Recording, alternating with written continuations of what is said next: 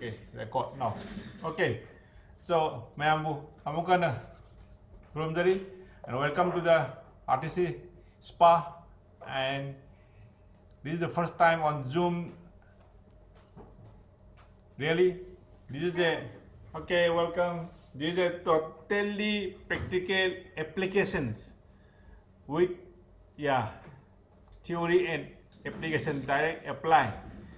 And ngasigi kadalma sidi somna chumna khaktak sakeno tabi kadal bang ata natre som kadalma som gi magju poto lai kana amamam thangala kana hauren application kamai tawgani atu kamaina karawaida hapa kanda kamaina sin kadamno haibi singdo mayam kadamno mayam lonamak sida koi uminagani aduga som any hangbiningwa question labor kadi som kadamno isin bihoro do adong kado som simbirak sinbiro ado som kadamno question jo hangbiro aduga akoi last ta question answer jo amuk legani manamdi ngasi tamiba skin gi matang si tambada medical da MBBS tambada thake chamge skin khakta is kind of post graduate No. specializing in film MBBS ki manungda MBBS manungda we have been only 3 months. so mayam skin haibasi MBBS ki course man tha ahum changna sigi si tatamguda bani skin haibasi adu akoina minute khara sida pungam se loin tam bhai so medical doctor amadigi som hen expert oidabi apote you are so first learning True. doctor tabda tha ahum sa ko da ko sida pungam se loin tam haibasi ko aduna chom khara di thawai yauna hekta heart and soul natragadi absorption tawbda ngam madu khawag do male and language ako ngasai mamangda video kona hanna thajabdu kedamna song mind amutang refreshing oina about What is about the skin? Yeah. I think today we have to speak little bit mixed with the English and Hindi because Nagaland team also there. all language all Indian language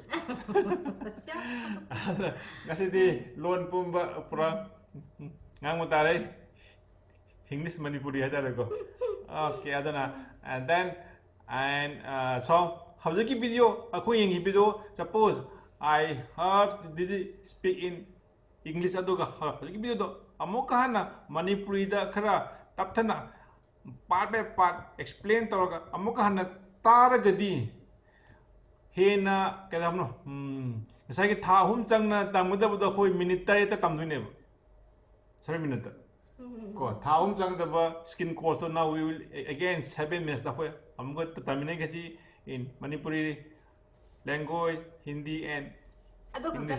Ina marak lepa kitang explain tang ningma from karayaw. Okay. Natragadi nga sa gitu idea do yan tabu do wa ga boy yamna. More or less ina hanjin thabi ha data ina ta skin gi topic se amukta ani ta gakti gyan tar roi da hai ta. Taroi loan do su language su ai bu hai thokte. Seba yes kind okay. What is little bit about the anatomy do ado kitang mami ta na bai na ina video do hanjin thabi wa na hai da.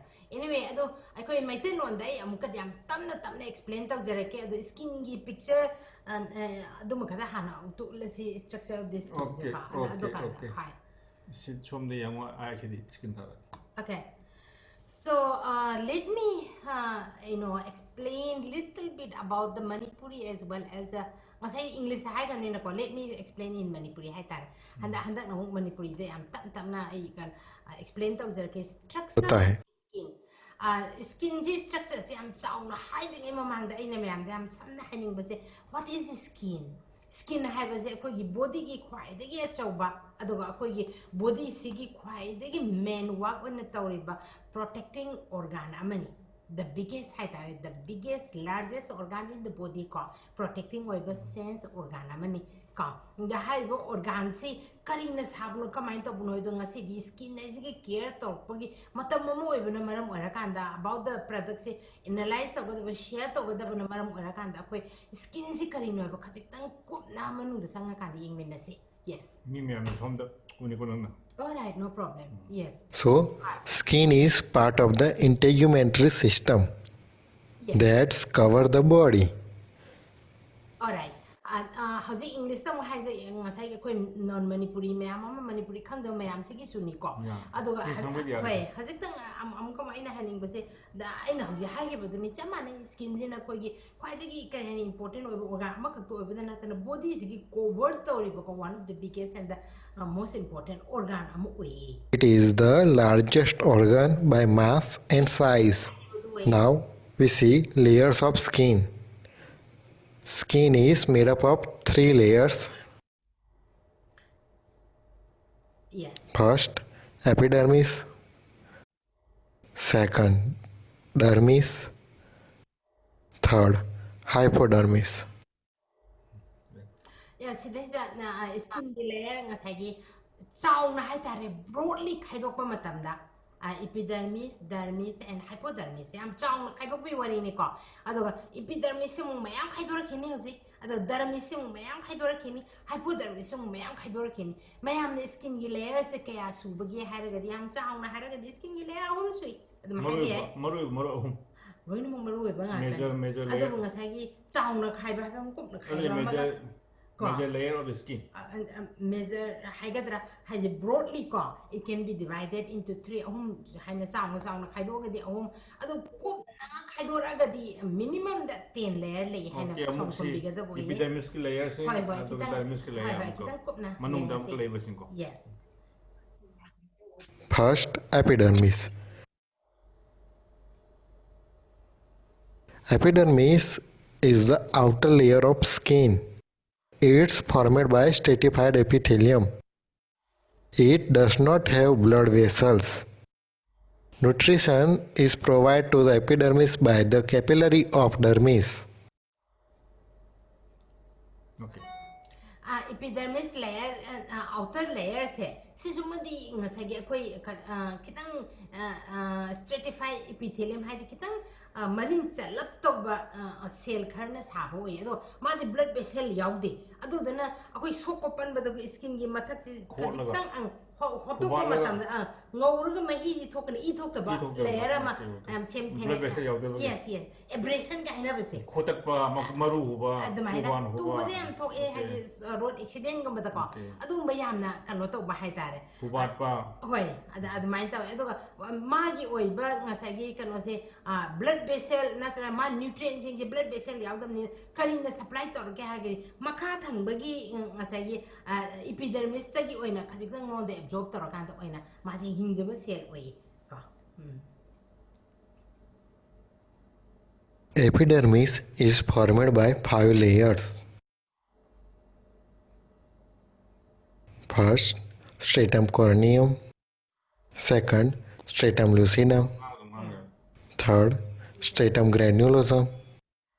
Fourth, stratum spinosum. Fifth, stratum basal.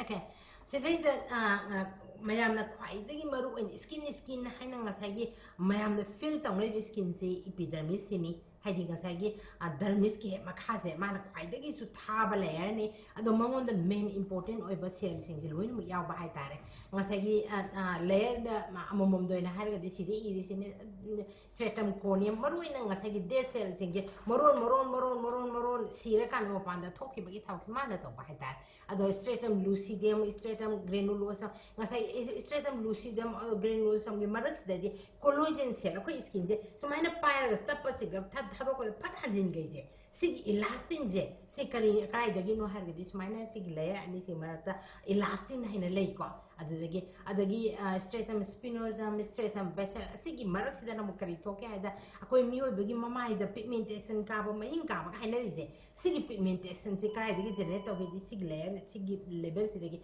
generate to makata na lakani so akoi amteng yengmenas yes First, stratum corneum. Stratum corneum is also known as horny layer. It is the outermost layer and consists of a dead cell, which are called corneocytes. The cytoplasm is flattened with a fibrous protein known as keratin. These cells contain phospholipids, and glycogen. No. Yeah, I give the almost yaure. Masagi outermost layer stratum corneum and say dead cell no round as on talking with the other minor serious kind of talking with me. Edoga magi composition caricadani it's okay. Other stratum them pastly them talk. Stratum lucidum is made up of flattened epithelial cell. Epithelial cells have degenerated nucleus, and in some cells the nucleus is absent. The layer looks like a homogeneous translucent zone. Now, third, stratum granulosum. Stratum granulosum is a thin layer with 2 to 5 rows of flattened rhomboid cells. It's okay. Cytoplasms contain granules of a protein called keratohalin. Choice. Keratohalin is the precursor of keratin. Yeah.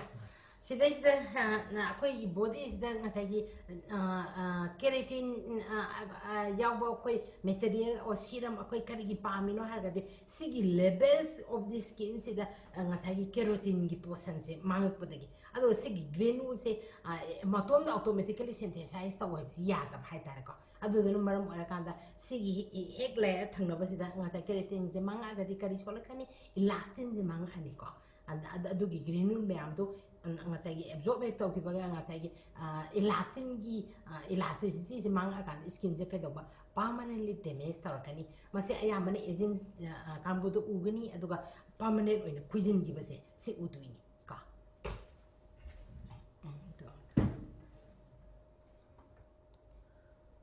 Now, fourth, stratum spinosum. Stratum spinosum is also known as prickle cell layer. The cell of this layer possess some spin-like protoplasmic projection. The cells are connected to one another. Now, fifth, stratum basal. yeah continue talking. Stratum basal is a thick layer. This cell is made up of polygonal cell, superficially, and columnar or cuboidal epithelial cell in the deeper parts. Newly formed cells move continuously toward the stratum corneum. The stem cells which give rise to new cells are known as keratinocytes. Sigi level of the skin layers the keratinocyte mayam se generate to bahai tar so how I illuminating essence ki training to kanda sig language yam sizinabani ko ngasagi pigments mayam se keratin mayam se block to ra kanda ngasagi pigment synthesis ki role de yam maru oibagi sidais de yaw botam ngakta ne adu in general skin haise phajana khangiba mi de oh smile to bright gan ta khangau do kangu do kari lono ni hai khanba yam confusion oibado adumai yes next. Other type of cells that present in stratum basal are first melanocytes that are scattered between the keratinocyte. Melanocytes produce the pigment called melanin. The color of the skin depends upon melanin. Sigi level si dani ko ako na kanghaw ko daw se hadi pigmentation se karay di thola kaya di madi superficially masagi epidermis layer mataki oiba layer adagi dermis ke layer da su manung ge oiba layer sidai mataki oiba layer phawala pa have se man phawala is minimum 7-8 layers na kaya penetrate or phawala oi ko manung degi aduga nusana damage tawra kanda thoro poi targadi haiba layer mari manga se damage tawra matong da sigi oiba layer se dani ba ngasai pigmentation mahinga se synthesize tawli se melanin haina ko ko akai mahinga se koi metel on hairagadi yes.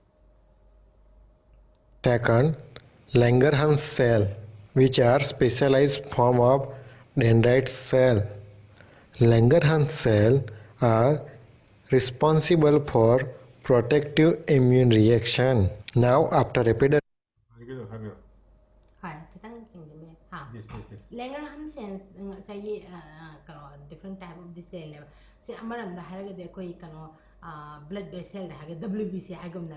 Asay koi skin sigi so masay immune malaysia.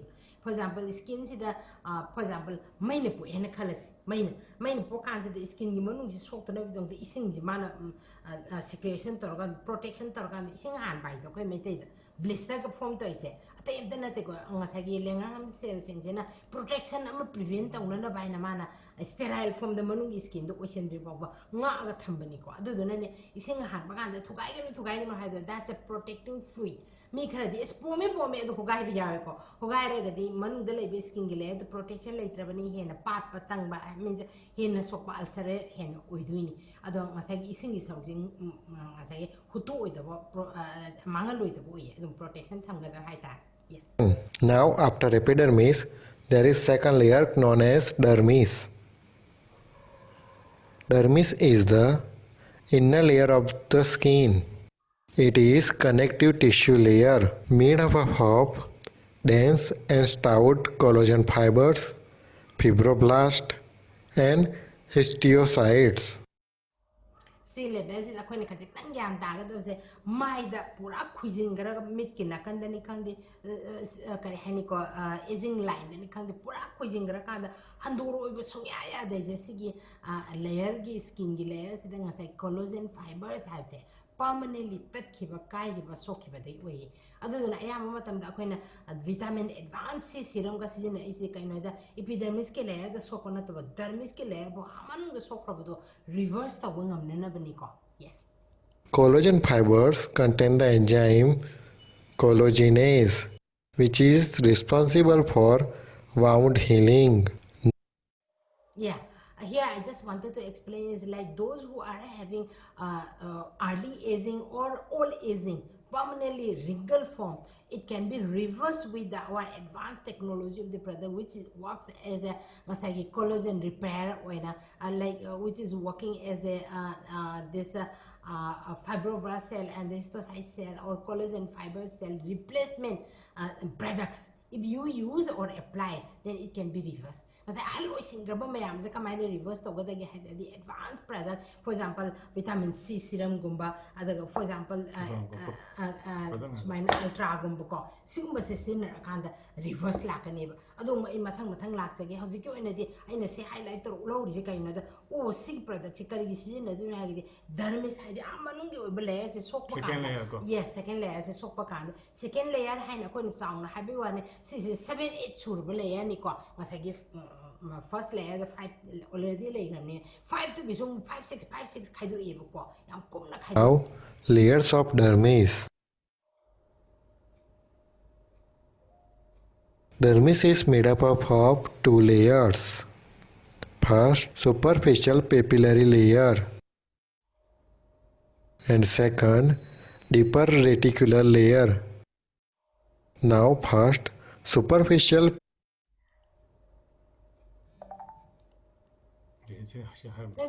People will know. Yes, yeah, please continue. reticular layer. Yeah. Now, first, superficial papillary layer. Superficial papillary layer projects into the epidermis. It contains blood vessels, lymphatics, and nerve fibers. This layer has some pigment-contained cell known as chromatophores. Dermal papillary are finger-like projection arising from the superficial papillary dermis. Papilla contains plugs of capillaries and lymphatics. Papilla are surrounded by retirigits extending from the epidermis. Now, second. Bagi layer sida ina kasi nga explain tong ning base kari ba ko ne uring met pa nga sagi ka maru ina sebaceous gland uringa metpa dagi oil ga yam form tawriba do nga sagi kano iga tholotana tawrise karai hobo damage tawrige di mayam ningsing biro sigi papillary layer se si yorobani ko when you are any injury in the skin, if the blood is coming, where the blood vessel lies is in the papillary layer of the dermis. Yes. From the epidermis. Now, second, reticular layer. Reticular layer is made up of reticular and elastic fibers. These fibers are found around the hair bulbs, sweat glands, and sebaceous gland. The reticular layer also contains mast cell, nerves ending, lymphatics, epidermal appendages, and fibroblasts. Yes.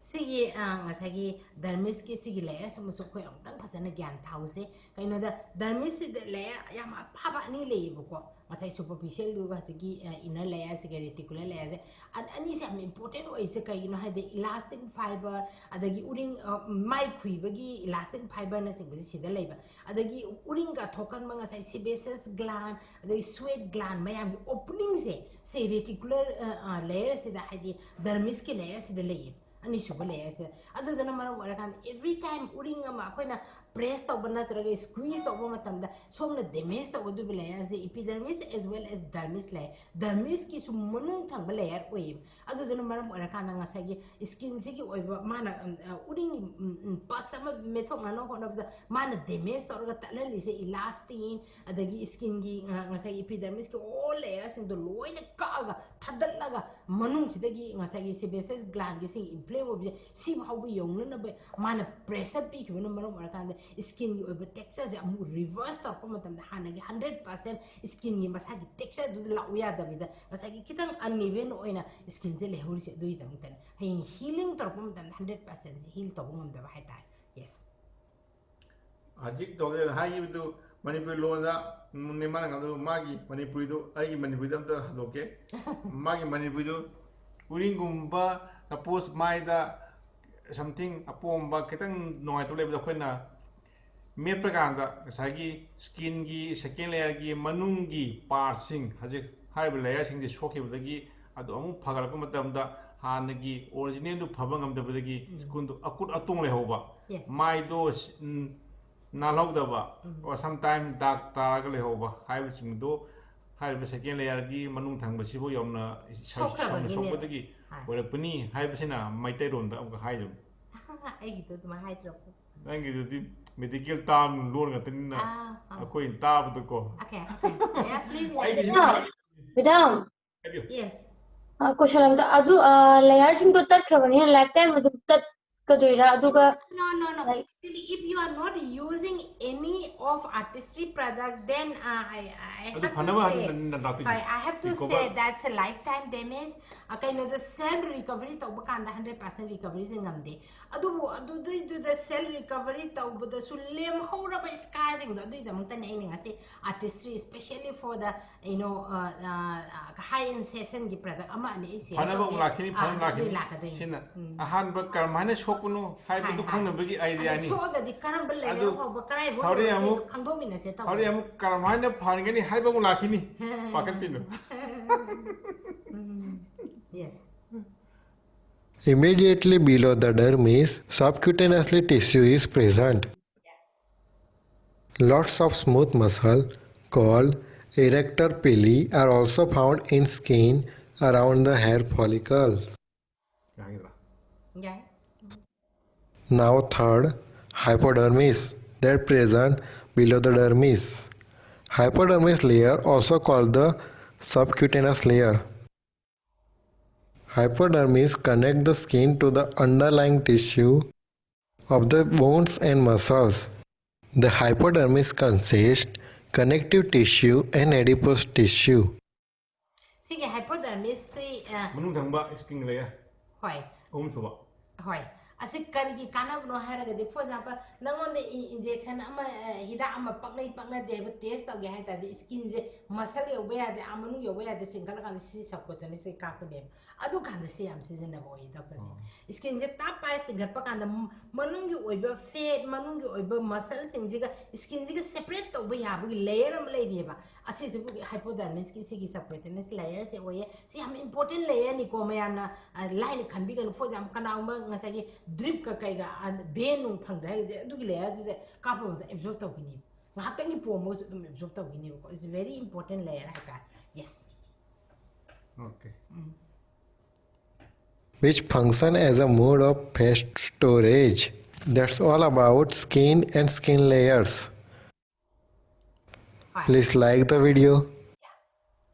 Alright, sida lo isla say sida ida ina mayam da hapitang highlight to kanda mayam da kano share to ning basi atay gina ta ba skin na habe suma ko na khang ye na khan ba sing sing ase amtang mayam ko pun share to mina sine skin sida hana skin gi layer ngasagi epidermis dermis and hypodermis lay habidi khange do dermis amadi dermis ki or hypodermis ki sigi layer amam sigi cell layer amam sida kari mathau to bagi yamna detail oina khoi sam ta da khangda ba mu oibano in general oina doctor sing definitely they will know adobo aina si mayam highlight to khangan ning je atai na to akoi artistry have skin gi ta sing namaki artistry ji mayam nadi mayam gi atop any company dugumba cream hekta oiba male atop hekta kano oiba male kariani khitang atangba khitang afaba skin apply tawna na any product amo oiba male eta khale but artistry is always it's not a simple product for using our skin. This is the product with the science and this science and technology is very much strong that it works as a exactly like very powerful repair of the your permanently oigadraba damage mayam do repair tawnana bagi oina sizinaba adugumba product sing oye fortunately it doesn't come as a medicine but it works much more better than the medicine. How our food is much more stronger medicine than a real tablet of the medicine, right? Adumai tawtana akoi gi skin gi artistry gi products kari no haragadi this is the real science and technology behind obino maram orakanda it has a real technology and the science that works very much naturally to your own skin as well as very much effective to the each and every different type of the skin. Oh, okay. Ado ngasi ki oina aina khajitang mayam da highlight tawning base yes mayam hauji skin na utang upiro ai gi oina product se akoi mi yam so na te tara kun gaktane amam do ina kari season na re amutang tak habiro every individual amam sana connect to biro dukanda ai season individual amam de amta tajagi amam connect to ga na hangbi okay Hajik mayam lone mak admit to bane somgi microphone do you can on and you can speak habiro do putu upiro ai season ne mida ai somai season ne hamla chingbazi tak habiro matam yam law da bid Madam, I cleanser ji seasonare fazana aduga polishing scrub ji fazana seasonare aduga serum du seasonare multipote ayamba facial kit ayamba loina mudum seasonare okay aina kano binata natro Binata. okay binata nang number 1 nang season na cleanser do adu dagi ay nang de kamen am tan logjage cleanser do ka bai season am ta hero nam cleanser se ai ma se hana solhalle solhala matungda aina aigi chang ji ma hapet logjare yam kuchi jagi na sam ki chang ji dum logjare round 1 2 3 4 5 and 6 ribo ayu iru jaraga di ayuk te din nam si dum yore ngakse ꯑꯗꯨꯒ ꯃꯥꯒꯤ circular ꯃꯣꯁꯟꯗ ꯇꯧꯔꯒ ꯀꯩꯅꯣ ꯇꯧꯔꯦ ꯀ꯭ꯂꯤꯟꯖꯔꯁꯦ ꯇꯧꯔꯦ madam ꯀꯔꯤꯕ ꯀ꯭ꯂꯤꯟꯖꯔꯁꯦ ꯅꯣꯡꯃꯗ ꯀꯌꯥꯔꯛ ꯁꯤꯖꯤꯟꯅꯩ ꯀ꯭ꯂꯤꯟꯖꯔꯁꯦ ꯑꯩ ꯅꯣꯡꯃꯗ ꯑꯅꯤꯔꯛ ꯁꯤꯖꯤꯟꯅꯔꯝꯃꯦ ꯑꯗꯨꯒ ꯑꯩꯒꯤ ꯄꯤꯝꯄꯜ ꯈꯔ ꯂꯥꯛꯄꯗꯒꯤ ꯁ꯭ꯀꯔꯞꯀꯨꯝꯕ ꯂꯥꯏꯠꯇꯣ ꯁꯤꯟꯖꯔꯦ ꯃꯦꯗꯥꯝ Okay, okay.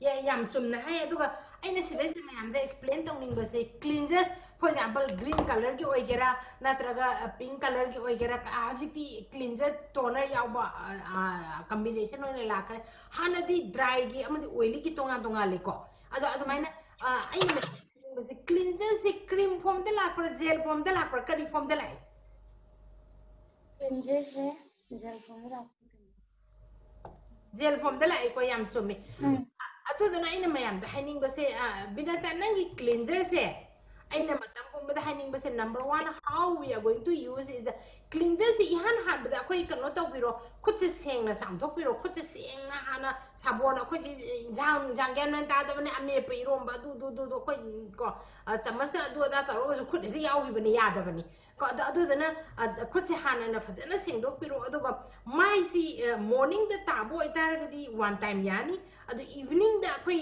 ꯗꯦ ꯇꯥꯏꯝꯗ ꯊꯕꯛ ꯗ꯭ꯌꯨꯇꯤꯒ ꯆꯠꯂꯨꯔꯒꯗꯤ ꯈꯖꯤꯛꯇ ꯑꯣꯏꯔꯁꯨ ꯑꯩꯈꯣꯏ ꯃꯦꯀꯞ ꯇꯧꯏ ꯑꯗꯨꯗꯨꯅ ꯃꯔꯝ ꯑꯣꯏꯀꯥꯟꯗ ꯅꯨꯡꯗꯥꯡꯒꯨꯝꯕꯗ ꯇꯥꯊꯣꯛꯄꯁꯤꯗꯤ ꯀ꯭ꯂꯤꯟꯖꯔꯁꯦ 2 to 3 times ꯇꯥꯒꯗꯕ ꯑꯣꯏꯀꯣ ꯑꯗꯣ ꯀ꯭ꯂꯤꯟꯖꯔ ꯇꯥꯕꯒꯤ ꯃꯑꯣꯡꯁꯦ ꯑꯩ ꯑꯃꯨꯛꯇꯪ ꯃꯌꯥꯝꯗ ꯔꯤꯚꯥꯏꯞ ꯇꯧꯖꯒꯦ ꯑꯦꯅꯤꯕꯣꯗꯤ ꯏꯟ ꯖꯦꯅꯔꯦꯜ ꯃꯌꯥꯝ ꯂꯣꯏꯅꯃꯛ ꯁꯤꯖꯤꯟꯅꯕꯤꯔꯝꯒꯅꯤ ꯁꯨꯡꯁꯣꯏ ꯁꯣꯏꯗꯅ ꯀ꯭ꯂꯤꯟꯖꯔꯁꯦ ꯀ꯭ꯔꯤꯝ ꯐꯣꯝꯗꯕꯨ ꯑꯣꯏꯔꯣ ꯖꯦꯜ ꯐꯣꯝꯗꯒꯤ ꯑꯣꯏꯔꯣ ꯁꯣꯝꯒꯤ ꯈꯨꯠꯁꯤꯗ ꯍꯥꯟꯅ ꯍꯥꯞꯄꯤꯔꯀꯥꯟꯗ ꯁꯣꯝꯒꯤ ꯈꯨꯠꯁꯤꯗ ꯍꯥꯟꯅꯅ ꯕ꯭ꯂꯦꯟ ꯇꯧꯕꯤꯒꯗꯕ ꯑꯣꯏ you have to blend in the hand ko ꯑꯩꯒꯤ ꯃꯥꯏꯁꯦ ꯏꯁꯤꯡ ꯍꯥꯟꯅ ꯆꯣꯠꯍꯟꯕꯤꯒꯦ ꯌꯥꯏ ꯆꯣꯠꯍꯟꯕꯤꯔꯣꯏ ꯌꯥꯏ ꯅꯣ ꯄ꯭ꯔꯣꯕ꯭ꯂꯦꯝ ꯈꯨꯠꯁꯤꯗ ꯍꯥꯟꯅ ꯕ꯭ꯂꯦꯟ ꯇꯧꯕꯤꯌꯨ otherwise if you apply directly the gel form of the cleanser directly to your face the gel thickness on your skin that those areas can never be cleaned by your washing so because of that you may develop pimple so I request you have to blend first in the hand mayamna khalangone ko ay cleanser kuta hana loina chendura yes ko kuta fajana blend tawra kanda ꯈꯨꯠꯇ ꯐꯖꯅ ꯅꯣꯏꯔꯀꯥꯟꯗ ꯉꯁꯥꯏꯒꯤ gel ꯃꯌꯥꯝꯗꯣ ꯇꯨꯝꯍꯜꯂꯀꯥꯟꯗ ꯃꯥꯏꯗ apply ꯇꯧꯕꯤꯌꯨ ꯅꯠꯇ꯭ꯔꯒꯗꯤ ꯖꯦꯜꯁꯤꯡꯗꯨꯅ ꯃꯥꯒꯤ ꯑꯀꯨꯠꯄ ꯅꯠꯇ꯭ꯔꯒ poor ꯆꯪꯈꯤꯕ ꯇꯥꯔꯒꯗꯤ ꯑꯗꯨꯅ ꯑꯃꯨꯛ ꯀꯩꯗꯧꯕꯅꯣ ꯆꯥꯝꯊꯣꯛꯄ ꯁꯦꯡꯗ꯭ꯔꯒꯗꯤ ꯍꯥꯏ ꯎꯔꯤꯡ ꯊꯣꯛꯄꯒꯤ ꯆꯥꯟꯁ ꯂꯩꯌꯦ ꯀꯣ ꯑꯗꯨꯗꯨꯅ ꯃꯔꯝ ꯑꯣꯏꯔꯒ ꯑꯩ ꯃꯤꯇꯩꯂꯣꯟꯁꯦ ꯐꯖꯗ꯭ꯔꯕ ꯅꯣ ꯖꯁ ꯈꯔ ꯍꯦꯟꯅ ꯁꯤꯅ ꯁꯥꯙꯥꯔꯟ ꯂꯦꯡꯒ꯭ꯋꯦꯖ ꯍꯥꯏꯇꯥꯔꯦ ꯁꯤꯅ ꯑꯩꯈꯣꯏ ꯖꯦꯅꯔꯦꯜ ꯀꯃꯟ ꯄꯤꯄꯜꯒꯤ ꯂꯣꯟꯗ ꯑꯃꯨꯛꯀ ꯍꯥꯏꯖꯕꯅꯤ ꯑꯔꯥꯏ ꯑꯗꯨꯃꯥꯏꯅ ꯇꯧꯔ ꯑꯗꯨꯅ ꯑꯣꯜꯋꯦꯁ ꯉꯁꯥꯏꯒꯤ ꯑꯩꯈꯣꯏ ꯀ꯭ꯂꯤꯟꯖꯔꯁꯦ ꯈꯔ ꯇꯥꯡꯕꯅꯤꯅ khitang kano tawna sizinage hai tabi face wash amga thambiro face wash to no 1 to 2 times makeup se lokthopiro adu cleanser one time tawba yani ko adu erga adu nungdangi after the makeup ko adu morning gi always kare ne nungdangi cream myam taibani even cleanser sizina da sumna samdokpa yae adu kana makhar oily oiba kamu di cleanser dum sizina ba yae ko morning di ayu tumba hogolakpa gi nungdangi akoi isa gi skin dai tholakpa masagi oiba moisture oiba humid ten haigadra oil khara tholakpa do is good for our skin ni ko mi khaya khara de ak sabon no kadi o face wash ka tawdabida takhai bi yawe ba ko ayu angan ba ho tum ba hogolakpa sida nungdang da fazana cream ga serum ga taira matong please don't do that Marina suppose hasita in the Jane sings the hiding bum lay say I want to ask some question the Jane sing my tab this is not for the ladies ko aji the Jane's partner Jane sing my tab is kamai tabigi my tabi mong si suppose si the my tab is kutta sapon no paraga sapon dak launa mai the noi mi issue adum yaudum nati sapon no para moi mai naiba nataga sapon no kutta hapaga sumaina tabaje koi anga ai sumaina tari mai tabaji aji प्रकाश माई कमाई ताई माई ताब दन देगिन और अकोई ताब फदी दे सापो नोरेगा फदी दन तक पुसु सुमाई तारे अकोई दी अदु प्रकाश कमाई न माई तारके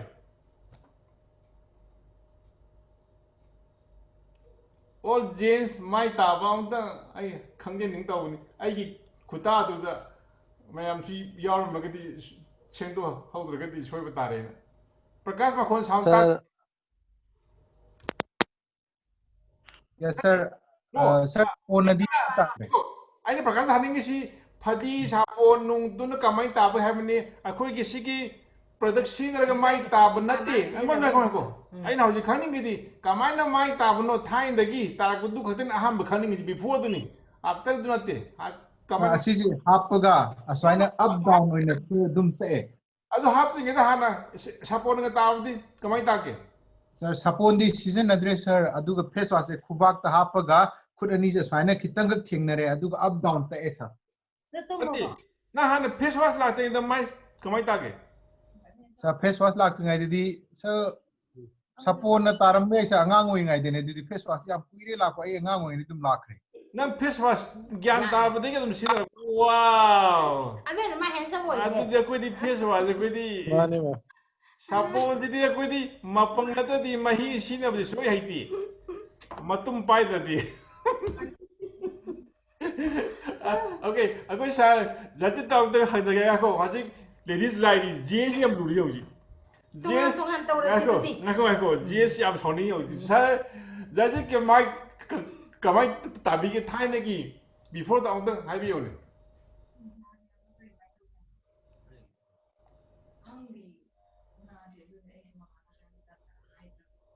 ꯑꯝꯇ ꯑꯟꯃ꯭ꯌꯨꯠ ꯇꯧꯕ ꯑꯃ ꯆꯪꯉꯦ ओके अमुक्तंग ꯁꯥꯔ ꯁꯤꯗꯩ ꯂꯣꯏꯅꯃꯛ ꯑꯟꯃ꯭ꯌꯨꯠꯇ ꯊꯝꯈ꯭ꯔꯕꯅꯤ ओके सर जल्दी किदो अमती यंगियो अदुगा सर कनो केस के रेडी लेबियो सर सा तो रेडी लेबियो प्रेमानंद सारी थेनबा होइजु सर सबल छु बैजन द रेडी लेबियो माइ कमाई ताबगे खतंग खतंग हाइबिरमु मरमदि यस यस हाइबियो ngasi nongani ko ngai ka zuga de akhoi mai ta ba bau hai hau da di ngasi je san ji da moi de ji ga de khang da khoi soyo ta re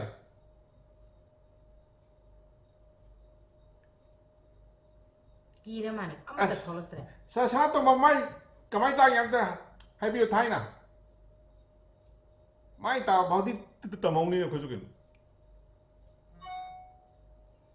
amma ta ya da ba mai am su sao ji bom ta क्या sir हुआ unmute ज्यादा माल है unmute सीधा ही lion तो है क्या हुआ mute all continue and unmute या भी होगा kaya ओके सर जजी कमाइन माइ माइ ताबी बगे अदु खदन अमता अखुम याम न कम द हाइबियोन ꯌꯥꯝ ꯉꯜꯂꯤꯉꯩ ꯃꯇꯝꯗꯗꯤ ꯃꯥ ꯁꯨꯃꯥꯏꯅ ꯍꯦꯛꯇ ꯂꯩꯊꯠꯂꯦ ये मयाम सी खंगदब खंबी हरो माइ सुमाइ ताइ हाइबसी असेंग बनी मदु यानिंगी सा तो मदी अति हाय ꯊꯥꯏ ꯃꯥꯏꯁꯦ ꯁꯨꯃꯥꯏꯅ ꯇꯧꯔꯒ ꯐꯗꯤꯁꯦ ओए ꯁꯨꯃꯥꯏꯅ ꯇꯧꯔꯒ ꯁꯩꯗ ꯁꯥꯄꯣꯟꯁꯦ ꯅꯣꯏꯔꯕ यस ꯁꯩꯁꯤꯗ अदुगा ꯁꯩꯗ ꯁꯥꯄꯣꯟꯁꯦ ꯅꯣꯏꯔꯒ ꯃꯁꯤꯅ ꯍꯦꯛꯇ ꯁꯥꯏꯒꯤ ꯇꯛꯄ अदु जतनी कोकेबा अदु जतनी कोकेबा गुड स्किन मदु यामना फव स्किन नि aduna mai skin yam phajai do फदी तकत्री कोक देबो स्किन जे अफव स्किन नि मदु खर याम तका हजि ओके वेरी गुड अदु बाइला अखोइ तौरे या सर छुजि किदि सर माइ कमाइ तताबि देगे ꯁꯥꯔ ꯑꯩꯈꯣꯏꯗꯤ ꯌꯥꯝ ꯁꯥꯄꯣꯟꯁꯦ ꯂꯣꯏꯁꯤꯜꯂꯒ ꯐꯗꯤꯗꯨ ꯀꯨꯕꯨ ꯇꯧꯔꯒ ꯇꯥꯔꯦ ꯑꯗꯨ ꯃꯗꯨꯁꯨ ꯁꯥꯄꯣꯟ ꯍꯥꯟꯅ ꯂꯣꯏꯁꯤꯜꯂꯅꯤ ꯃꯇꯨꯡꯗ ꯂꯣꯏꯁꯤꯜꯂꯅꯤ ꯃꯥꯏꯗ ꯃꯇꯨꯡꯗ ꯃꯥꯏ ꯇꯥꯒ ꯅꯨꯡꯉꯥꯏ ꯑꯗꯩ ꯐꯗꯤꯅ ꯑꯃꯨꯛ ꯇꯛꯈꯥꯏꯅꯤ ꯁꯦꯀꯦꯟ ꯇꯥꯏꯝ ꯑꯗꯨꯗ bang mang sa ꯑꯗꯨ ꯈꯔ ꯁꯥꯔꯤ ꯑꯗꯨꯒꯤ ꯑꯩꯈꯣꯏꯁꯨ ꯇꯁꯦꯡꯅꯗꯤ ꯉꯁꯥꯏꯒꯤ ꯃꯥꯏꯗ ꯈꯣꯏꯗꯣꯛꯄ ꯑꯃ ꯌꯥꯎꯗ꯭ꯔꯒꯗꯤ ꯃꯗꯨ ꯉꯁꯥꯏꯒꯤ ꯑꯩꯈꯣꯏ ꯍꯩꯅꯗꯕ ꯂꯥꯛꯄꯒꯤꯅꯤ ओके अदु मैं लई मदि आप जान लेंगी सर अकेस akesa skin kya yam haijam अकेस की माई कमाई ताबी बगे Sir, before after have you before after Hanadim sir normally sapon paga sam tai hai tare yam kan mai tak pari gesu tak te sir ko वाह खरा सिंगे ताक okay ai akesa ta ta anduman Kaino akes ni am hele ki alo busi. Oh, akis mai tabdo. Amdan ko mai tabaki khut to tab da amdan taromo slow motion da. Physical sir. Oi. Amdan slow motion da tawne. Slow motion. First kano tawani khut pudi ham do ni sir mo khut ya kamo pudo ko na madam na habi budu maina. No, hanagi your own method to. My own method. Wait. Sigi khut maton sida pin sama hapani gel cleanser. Aduga just hanadi mai so khut ham to mai so lani gel cleanser kamo ma hapani pin sama aduga ising kara hapaga form to lani fingertips to ko. Aduga smile kamaga then upward and outward hai tai. Wow. You're advanced boy. Masak fazal misi kano taru midna. Me artist training di hijaw ni good. Adu madi ko something special. You are something special mayam dagi. Yeah. Okay, sir. Sabarot di kamay na mai tabi. Sa sabarot kamay na mai tabi before after. Ladies like the mai tabi hodi kasi khong to bya do ai ko. Ikarab. Yes.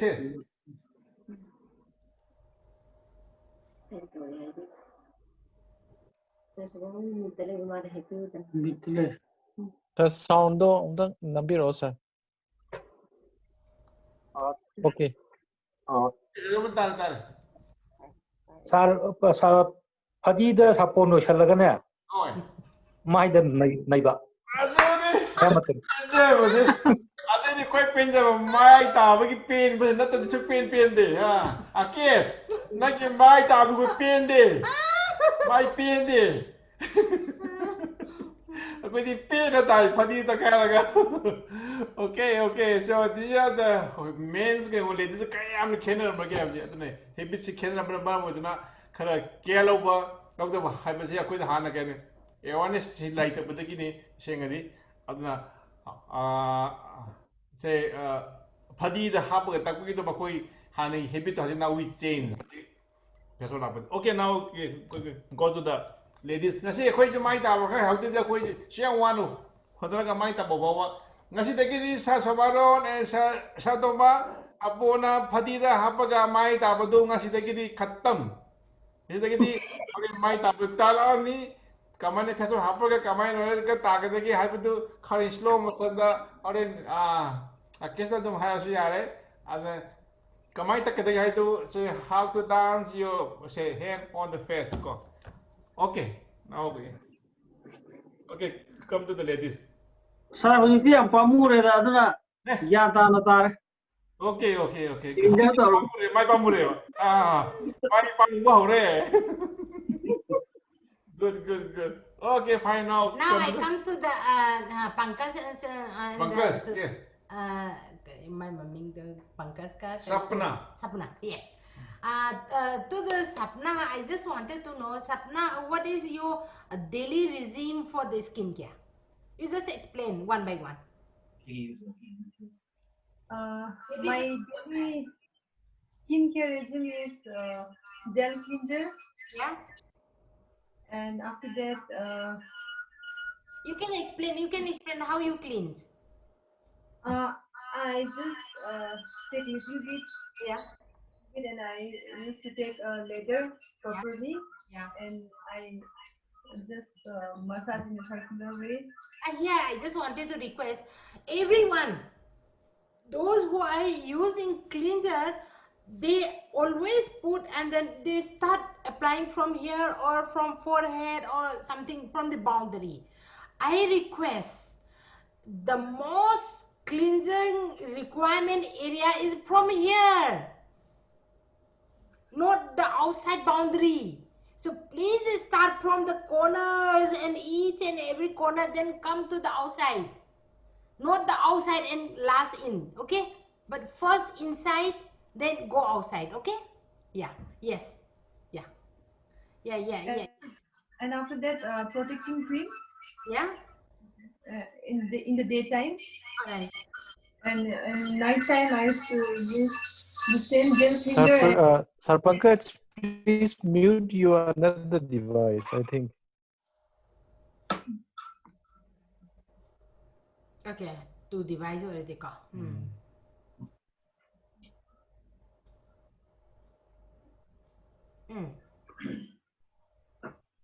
And after that, I use at night. I used to use this gel cleanser and use extend this creamy this enriching cream. These two. Okay, These two. for the night. Yeah, for the night. That's perfect. Daily skincare regime. Okay, how old are you? I'm 29 years old, ma'am. 29 years. Since when you're using that day protecting cream? From last year. Last year. All right. Why you feel like using day cream instead of lotion? Like I feel like I have started losing my skin texture. It's not like before, so that's why. All right. Actually, here I just wanted to highlight to everyone is like, everybody thinks day cream and night cream, it has to be applied only after appearance of the aging. It's not that. According to your skin type has to be diagnosed, like what type of the skin you have. For example, normal skin, oily skin, dry skin, or combination skin. According to that, we have to combine the products. But what I mean to say is like to start the anti-aging, what will be the right age, Harigadi? We all are having a growing age is up to 21 maximum, male or female maximum. As soon as you stop growing, immediately after the growing, skin does not just maintain like now I'm mature, I'll be maintained, and then after 30 I will start aging. It doesn't work like that. So as soon as it stops, it again start the aging. So the when to be started the anti-aging range of the skin, like anti-aging cream, anti-aging serum, this is the age just immediately after the you growing, means from the 22 onwards. If your skin is very much oily, then we can choose about the moisturizer or something. But if that is combination or dry skin, you definitely need to use anti-aging serum or cream as soon as after the 22 of your age, irrespective of male or female. I am because I have say a growing age, a come no higher the say could matter the quiz, Saulo, Ingapulo, Hydra no Pio is no power so. I do a target say could matter the head on the say say could travel, get don't matter the maintain like don't blade the skin the tea. Skin you ever matter say growing matter the growth of a growing head leper kind of aging a moho. Mati sulip liptive. Aduna maram arkan ako ni anti-aging je ako na sahi 40 da 50 daga phangi sidi taseng na makide ako se hana phangjau da bagi hajik theng na bai wari ni adu early age da ngamingi anti-aging ngan na horagadi you can really look much younger than what you are looking right now. Adu oi ko adu maina ai thamjage aduga hauji am ai namu khajik focus targa praman da hoi bema hauji ji kari seasonary amtang share to view. Madam, I see daily use of a seasonary cleanser. Okay. Aduga the protecting lotion the season Protecting lotion? Okay. Aduga see Lorga see serum season as I am da. Okay. Aduga see vitamin C is your. Oh, that's Nike oina see cleanser to enriching cream season as I am da. Okay. Maybe what I'm seeing is maybe not clear, but what I see on your skin is a combination to dry skin. Am I right or no? Nangi skin type. Nangi skin is oily way. Oily, I na di oily. Oily. Ado nangon da kari one feel tawbono. Uring am thopro kari nungai tabno. Uring kara dum thoemda. Yam chaubudi nati kugi puri type the manba macha do. Okay. Ado ita nang na paikhala kiba ngasai ki cream ani dong ta thangalo.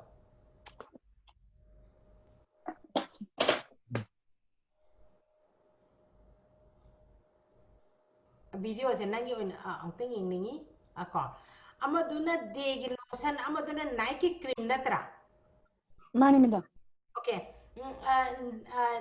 asi kanona kana emo office tagi trainer na prescribe torokpra masi madam aigi skin gi matung ina sinabne madam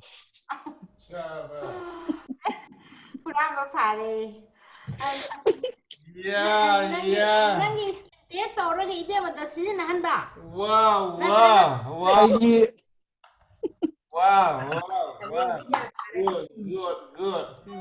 good adu brand da hangba yare haji kamai adu haji permada hangba yare all the jeans I say all the jeans Yes, sir. all the jeans permada ki matau tambiu copy for permada husband ki taste wife application posuman sina posuman sina adu ne mana masak khene phajari se permada masak ya phajari ko manasa vitamin C adigi serum ga tai phangjari je madam aina platinum thokpa recognition numita tawda adigi hawrakine sa adu phangjari je okay adu permada na somda ka ki bollywood ki modeler mala leire ko adu Bida yes resma ji yam fajarambare hana yam fajarambare haji tizi laide ba adu yaningi resma da aina haning base resma nang skin test amta tawdribra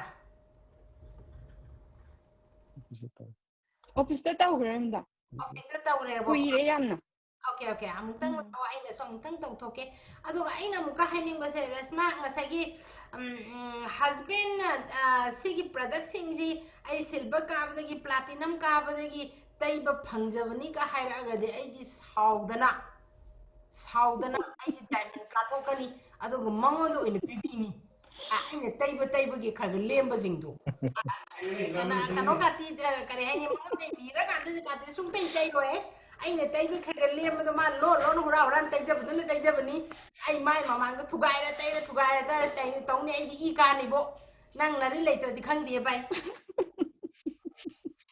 madam ai jo hawrage just jokes apart adu ba ina haning badi susma sumai tawe premandana nang nungsibagi tehen biba adu adadu kaisu kaide adu nangi skin da hojik maru aina ka uring khaje jik thokpa adu ka kano tawbudu gi de cream sing du mana nungsidana tayu haraga su tayrunu vitamin C serum duma yai but yam pana sizinagada natragadi nang uring thokpani hengani nangi oina hojuji kadi range of sizinagada gi haragadi morning da yes nang day lotion sunscreen yauduma adum paranna tairo adugo nungdang dadi youth extend gi lotion natraga youth extend gi cream gumba sumtai tairo no youth extend gi serum haina ma thokpani ko youth extend serum haina sigi serum ji parap na tairo ado etadi nangi skin do oily su oiroi aduga aduki matik fazara glow to shining ka bo en uni ka adu maina aduna masagi kano nangi oibe skin type da amutang ka check tawge nangi skin do fazada be skin nate to bodo aina amuka su moi ani family sigi family sidagi aina paba para amadi ko mayam je skin artist gi moi gi product ni phare aina khalaga dine aina leramni nang jutayu hai mong taibi ate ko friends you have to individually analyze your skin ko sana sai do mayam lo uri yam how do male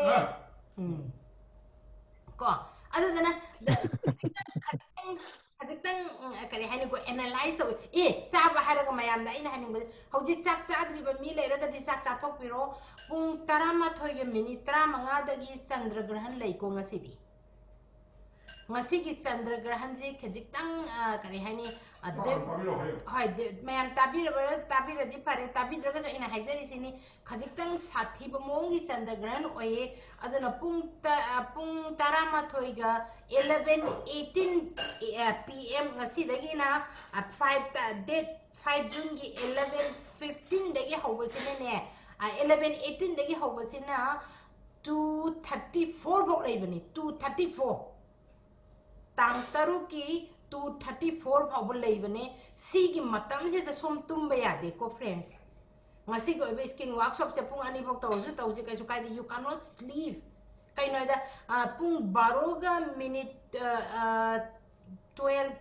14 gumba sida yam sati but different way amal bi tokadori ko ada this is not good haitar ado mayam yung gi manung da lebiu mo pan thokpiru no chanda ground di yengbiru no ngasi gi wena please ko khajitang phataba khara leibagini ko aina request tawjai yamdrabda koi family ima isa koi mayam se koi save oi daba yade adu I request ka you please don't go and see ka aduga mi khadi am nungai na photo kap se tu taw da taw tawbani ko ngasi gi wena di please don't go okay okay that's the one and another one magi maximum in a baroga minute tara marida maximum quite pat web se maximum je baroga minute tara marine ado sungthok thok pe ading akoi myam je zoom de sum lei se ko baro khara hen ba pau any how tawraga aduga pung ani ga ka minute 34 yodri pau suktum dum be ade ko ngasi di please ko advaina tawro ado kanda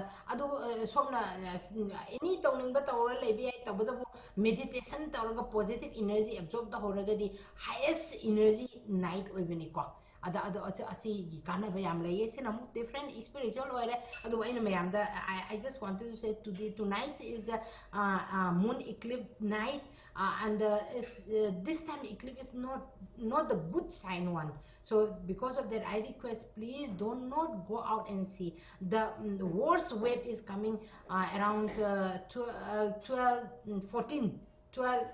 and 14 6 June okay so midnight so don't go out and it will end up to 2:34 2 a.m. 34 minutes it will end that so in this period please do not sleep do not lay down okay you have to be in the sitting or posture standing posture so the wave does not pass through on your body okay this is very important especially you know spiritual people di am khangani ka ado khangdaga su mayam dai just share tawning bane otherwise ngasi je yam satina phaba ngasagi buddha punima oigadaba numit ni punima se tholok pa yam phacha bai da ado because of the alignment habatare ka ado kan oi begini alignment proportion se swarak pagi sun earth and moon mayam na khangi doni ko the earth ki sedo ni ko moon da tari se ko proper alignment oi da bagi proper alignment oi da bai se to anything the pate ko anyway that's a different part what I was talking about is about the skin product use akoi artistry ni hatadi everyone can use or it will be good to the every kind of the skin or to it will be good for everyone please don't have that wrong concept because everybody has a different type of the skin every individual has to separately you know analyze and separately need to be applied until unless you both skin types is very much same like for example husband and my we are completely dry now we are 52 53 years so we can use all the anti-aging days of the product together no problem but you guys under 40 you have to analyze your skin separately and the 40 makha gadi you have to tonga na test or tonga product sing apply to bio natraga di product pamu bra ha mai sok ne hen bani ko thajabi ko uring ka leram da uring le khala kani koi nu ne product apa basi na uring le khala gadi ai mi mo da hai ba so ngam da anti uring to ha ga da ai kamai mi mo di yom bo to ko ai isa negative ola ne ba kai nu ne positive pa ya ai mo da uring to isu kai nu ni khara di ꯇꯕꯁꯨ ꯌꯥꯎꯔꯤꯕꯅꯤ facial ꯀꯃꯥꯏꯅ ꯇꯧꯒꯗꯒꯦ cleanser ꯀꯃꯥꯏꯅ ꯇꯧꯒꯗꯒꯦ ꯈꯪꯗꯕꯁꯨ ꯌꯥꯎꯔꯤꯕꯅꯤ ꯃꯁꯤ ꯃꯌꯥꯝꯁꯦ ꯑꯩꯈꯣꯏꯅ ꯈꯪꯍꯟꯕ ꯍꯦꯟꯕ ꯑꯃ ꯌꯥꯝ ꯏꯝꯄꯣꯔꯇꯦꯟ ꯑꯣꯏꯕ ꯍꯥꯏꯇꯥꯔꯦꯀꯣ ꯁꯨꯃꯥꯏꯅ ꯑꯣꯏꯌꯦ ꯑꯗꯣ next Excuse me, ma'am. yes When to use this vitamin C? Vitamin C serum I want to introduce in the last topic okay I just want to come round one round at least this all the participants one round let me go sana tombaga madam ga aina hangling ba hauji kari position na biri ado kamaini apply to be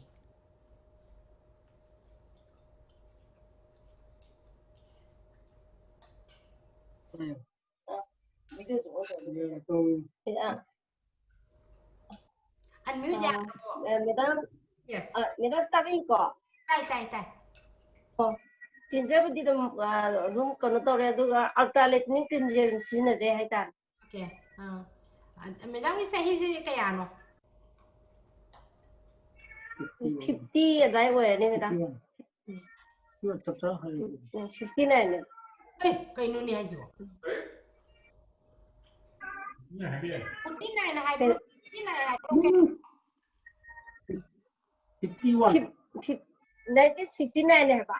51 sai jangan. 1969 oragadi 1968 ta popa ina halibani ni madam se sahi ama. All right. Ado ita de madam.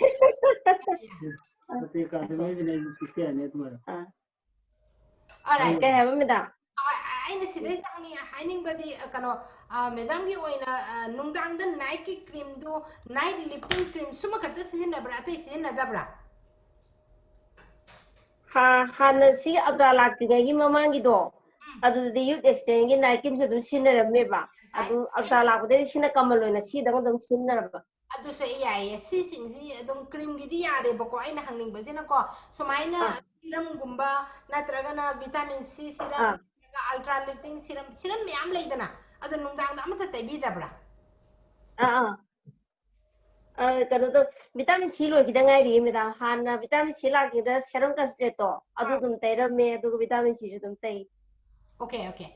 Adu da aina adu yam summe aina hazik mayam da min to haning base masai akoi oibe is after the 40 day akoi night cream gata tai basunya yaro we have to use 2 to 3 products si serum oigera adu si cream kanu oigera serum oigera any akoi mix tor kan hadi one by one hadi pulap to se da tai bana taba one by one akoi apply to the way so the most economic is under 30 adudagi khajitang kare hane ko na phajaba aduga khara care lorga yaba is in under 40 under 60 anyway any youtube ta sume am da share to bone ko akoi angang je exam le ibna maram ora kan de upload to ngam dare ado under 50 under 60 su la ni ko youtube ta ko that will explain what will be the real requirement for our age ko ado mai we yam no ai ado sidai da mayam for example aina individually khangraga so mayam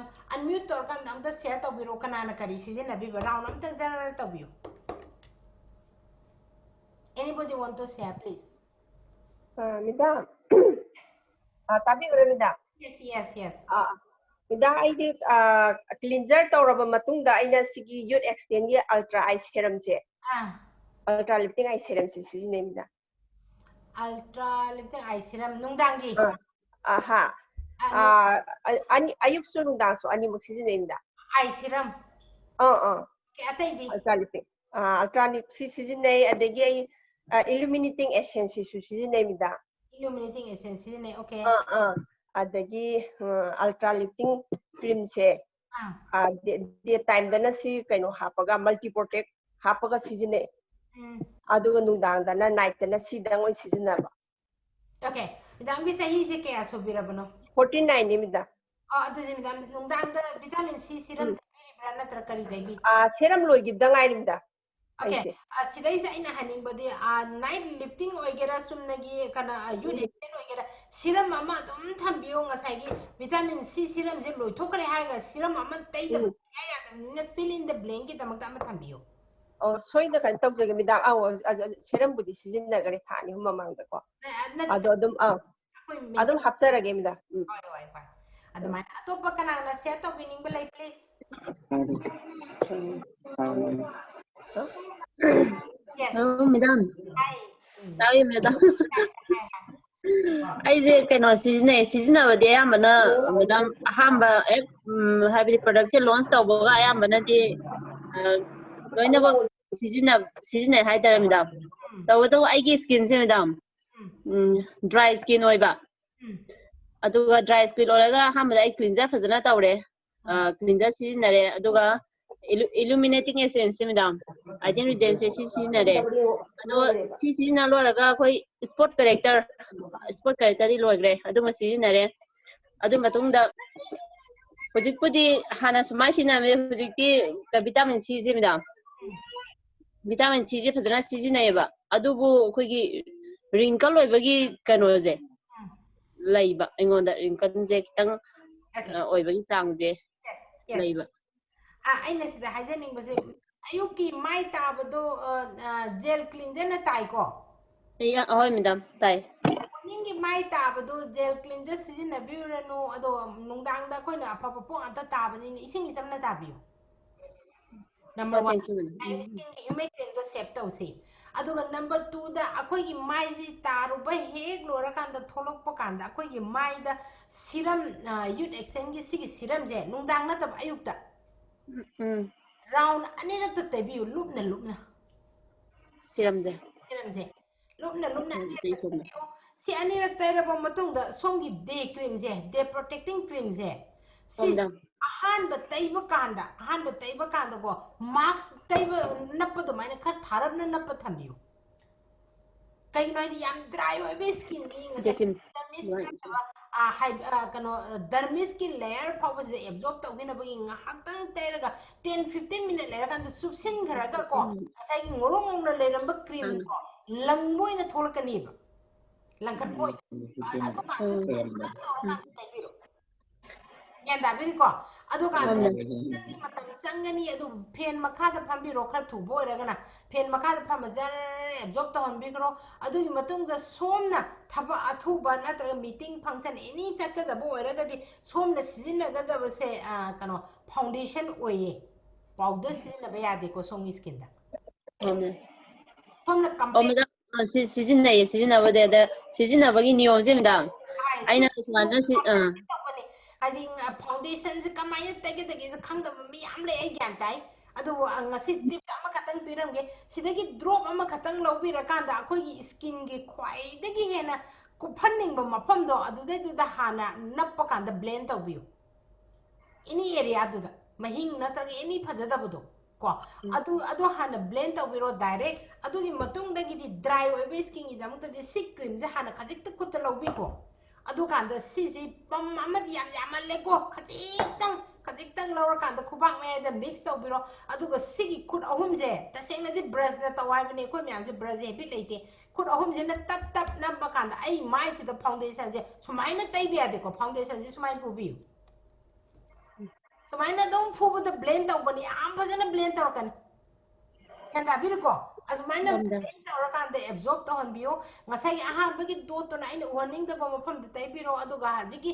ꯀ꯭ꯔꯤꯝꯒ mix ꯇꯧꯕꯗꯣ ꯀ꯭ꯔꯤꯝꯒ mix ꯇꯧꯔꯤꯁꯦ ꯑꯇꯩꯒꯤ ꯅꯠꯇꯦ ꯁ꯭ꯀꯤꯟꯗꯣ ꯌꯥꯝ ꯗ꯭राꯏ ꯑꯣꯏꯕꯒꯤꯅꯤꯀꯣ ꯑꯗꯨꯗꯨꯅ ꯁꯨꯃꯥꯏꯅ ꯇꯧꯔ blend ꯇꯧꯍꯟꯕꯤꯔꯣ ꯑꯗꯣ ꯌꯥꯔꯤꯉꯩ ꯐꯦꯟ ꯃꯈꯥꯗ ꯇꯧꯕꯤꯌꯨ ꯐꯦꯟ ꯃꯈꯥꯁꯦ ꯅꯨꯡꯉꯥꯏꯕ ꯂꯩꯇꯕꯅꯤ ꯃꯦꯀꯞ ꯇꯧꯕꯗ ꯀꯣ ꯑꯗꯨꯃꯥꯏꯅ ꯇꯧꯕꯤꯔꯣ ꯑꯗꯨꯒ ꯐꯦꯟ ꯃꯈꯥꯗ ꯇꯧꯗꯕꯤꯗ ꯐꯦꯟ ꯂꯩꯇꯦ ꯍꯥꯏꯔꯒꯗꯤ ꯍꯨꯃꯥꯡ ꯈꯔ ꯊꯣꯛꯂꯛꯄ ꯇꯥꯔꯒꯗꯤ ꯃꯦꯀꯞ ꯇꯧꯔꯤꯉꯩꯗ ꯑꯦꯟꯖꯣꯏ ꯇꯧꯕꯤꯌꯨ ꯑꯗꯨꯗꯩꯗꯨꯗ ꯈꯨꯠꯅ ꯇꯩꯊꯣꯛꯎꯅꯨ ꯁꯣꯝ ꯇꯤꯁꯨ ꯁꯤꯒꯨꯝꯕ ꯑꯃ ꯄꯥꯏꯔꯀꯥꯟꯗ ꯀꯩꯝꯇ ꯇꯧꯗꯕꯤꯗ ꯁꯨꯃꯥꯏꯅ ꯅꯞꯄꯤꯌꯨ ꯁꯣꯝꯒꯤ ꯑꯣꯏꯕ ꯃꯦꯀꯞ ꯃꯌꯥꯝꯗꯣ ꯑꯩꯈꯣꯏꯒꯤ ꯏꯆ ꯑꯦꯟ ꯑꯦꯚ꯭ꯔꯤ ꯐꯥꯎꯟꯗꯦꯁꯟ ꯅꯠꯇ꯭ꯔꯒ ꯂꯨꯖ ꯄꯥꯎꯗꯔ ꯑꯦꯅꯤ ꯃꯦꯀꯞꯁꯦ ꯑꯣꯛꯁꯤꯁꯤꯜ ꯑꯣꯏꯌꯦ ꯑꯣꯛꯁꯤꯁꯤꯜ ꯑꯣꯏꯕ ꯍꯥꯏꯗꯤ ꯄꯣꯔꯁꯤꯡꯁꯦ ꯕ꯭ꯂꯣꯛ ꯇꯧꯗꯦꯕ ꯑꯗꯨꯗꯨꯅ ꯃꯔꯝ ꯑꯣꯏꯔꯀꯥꯟꯗꯀꯣ ꯃꯥꯒꯤ ꯂꯩꯒꯗꯕ ꯃꯐꯝꯗ ꯂꯩꯈꯤꯕꯒꯤ ꯁꯥꯠ ꯂꯥꯎꯅ ꯕ꯭ꯂꯦꯟ ꯇꯧꯈꯤꯅꯦꯕ ꯁ꯭ꯀꯤꯟꯁꯦ ꯐꯖꯅꯦꯕ ꯍꯨꯃꯥꯡ ꯊꯣꯛꯑꯦ ꯑꯗꯨꯝ ꯐꯖꯅꯤ ꯍꯨꯃꯥꯡ ꯊꯣꯛꯇ꯭ꯔꯦ ꯑꯗꯨꯝ ꯐꯖꯅꯤ ꯑꯗꯣ ꯅꯪꯅ ꯋꯥꯟꯁ ꯐꯖꯅ ꯑꯗꯨꯃꯥꯏꯅ ꯑꯦꯄ꯭ꯂꯥꯏ ꯇꯧꯈ꯭ꯔꯕ ꯃꯇꯨꯡꯗꯒꯤꯗꯤ 12 long hours तसेंगकी कंपेक्ट हापंग पाउडर का हापगदि 24 आवर लास्टिंग निको अदो 24 आवर दे मेकअप नेवर तैरोइदबनी अखोय 12 आवर से मैक्सिमम ओइना तैरो दु मतुंग दि सामथो अकांद स्किन जे करि हाइनो फ्री द मेकअप याउदबि द स्किन केयर खतंग तैरा कांद अनादर 12 आवर्स थमदबा यादे को नोमगी मनुंगदा स्किन केयर याम इंपोर्टेंट ओइबसे कदमाई ओये अदो मेकअप द दम लेबे स्किन जिदि नंगी ओरिजिनल इसाना येंबो ngमोइदोइनि याम सोक्तोइनि को अदमाई ओय अदो लाइबो फबदि अखोय एमोइ ओइबा आर्टिस्ट्री की each and every makeup sense cosmetic skin care oina sembirapana maram orakanda we are more protected otherwise cosmetic can rarely damage but artistry cosmetics are making as a skin care product because of that we are in safe zone kadamaina haininge adudana haje aina specifically nahaki oina aina haining base nahaki oina di hojik lockdown ni yumda leiba taragadi nungthin je mai ta tho matung da day cream gumba taida bu matung da ne chak thongere phi suge anything to kan da koi asumda lehor ma na koi kano do 82 cream 82 cream ama lay dai ne kai no athaba asangdo misem ko mang to le ore kai 82 cream ama lakdo kari au ka re ne maming ka se moisture cream kanna te moisture cream hai bani da natabra akar cream sok cha achau da ba do kari oh kendo yellow butter to aloe vera butter film dro kari maming do kai nom hai bani na aloe vera body butter body butter to mi me am de body ki ne hydra ya aba aging oi be skin da di ko madu marks oi na tai bi marks oi na body butter to marks on tv body butter se face da thin label se ko body butter da marks tai bi ado dana marks oi na tai bi matam da what happened to the dry and wrinkle area evening the song gi mai se adu ki mati enrich toro kan da photo kan da wrinkling form do phani yes, this body butter. I just want this. Please use this body butter as a face mask in daytime or any free time to those who are having a lot of wrinkle and dry, extreme dry. Ma'am,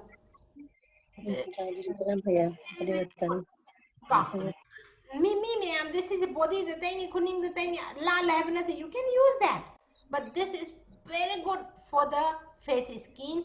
If you use as a dry skin, okay, you use as a face mask. Mask mine ko tay ka tama kan ko na massage tara santo. This is too good, I thought. Too good. And mine way, do not worry. Serum sidi nahaki I'm dry or aging or see vitamin C serum you cannot compromise. Me am the drop among the mama tungani to dry or skin that you take at least 3 times pump 3 times the 3 times. Kangani for the completely dry skin. Trainer says this one you can last for the 1 month, but I always finish in 10 days. See 10 days but my skin, I will show you at the end of this video how much change in my skin. Ada mayam dun gyan tani ko how much effective. Sir, before after makadang utchira na pare. Okay, round tang thung aspung ya ayo sing. Anyway, ngasi di chanda grani kar teng batar. Ato mo kana share to bining belay please. Madam, I start from there. Yes. I test over can I the oily way in a high, madam. No way. I see the young, but the madam is can say dry. Cannot over Sahina 49. I don't mind sure, madam. I can't die the madam you in a oily in a woody the thing that the madam pours and the low in a block. Tauraka and the superficially humang not legs and lankala lady. I don't know. Angasagi skin say I not come to lap you. Padana can skin analyzer can mount out pull up young brother Machet of Katang ying, but do nothing as I Jagam Katang Kangbani oily when a sakit and oily had a oily position hen a dry or any have you? I know who uses season of the cleanser, the season neighbor, madam. Cleaner to the oily dry. Yes. Aduga amo illuminating essence ga muk season naye second da. Adagi mo kari. Illuminating to mahin ka bayra mahin gi ojo madam. Okay. Adagi third sport character je season nazari ba. Adagi amo kano se mo season na lifting cream je. Ultra lifting cream je ma season na ba sumana. Diagnose or piracono. Oily with me the ultra lifting cream people are broke. Iracono Nangise. Miss Say none of them season as a canana pireno. Miss Henbina cannot talk when prescribed talk when madam. I ain't busy. I'm telling I present Pamina. They are okay. The oily oil skin, the lifting cream. They are I not madam the lifting cream season. But the yampaya appreciate away. Can you know how the madam skin very dry. Other than madam the oily rains give port season. Other with the dry rains season. But very good. Yes. Makasa have you. last kidana koi aina hudi light lotion je si mana last kida tauba What? Nungdang da sigi ultra cream je tai khra matung da amuka lotion dai ba.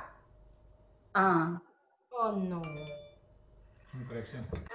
Sidis da mayam da in share tawjani bi haziki lotion je naha oi ba ni singi cream tai dana ba day cream oigira night cream oigira tai dana ba tai bu pot ne.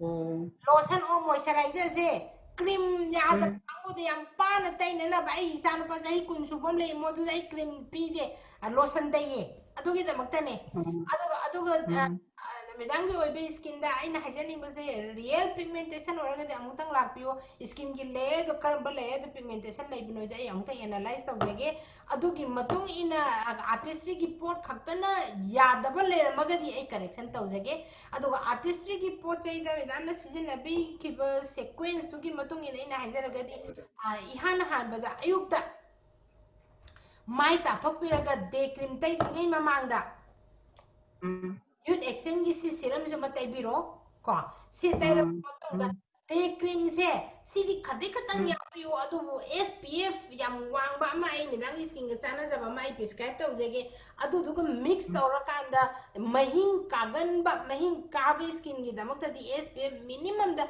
manipur gumba lam si da di 40 50 yodra ga di 15 natraga 30 na di sungam ga moye me da akoi di mai ta ki habit se we cannot wash the face 2 to 3 times in a day morning dang dang wash the we apply the medicine and go on and we come back in the evening and wash adu dana whole day do protect to ba have si SPF kam bana taw da no dai explain taw jage adu kan da medam go ena tonga na pizarage adu hauju ji ko di medam na season nei ba por ki du khajitang alignment si khajitang aina correction taw jani da morning da serum je han apply taw biro adu ga day cream na traga na sunscreen am ga mix tar kan da morning da apply tar kan da season na biro nungdang gi da mak da di mai ta tho matung da vitamin C serum ihan ham da vitamin C serum han am ta taibi go adui matung da illuminating type yo kaino da vitamin C serum jin mai de mahing je 80% more faster removing than the illuminating essence way mayam the illuminating essence na pigmentation je ko kan han khali da katai de vitamin C jar ko bazan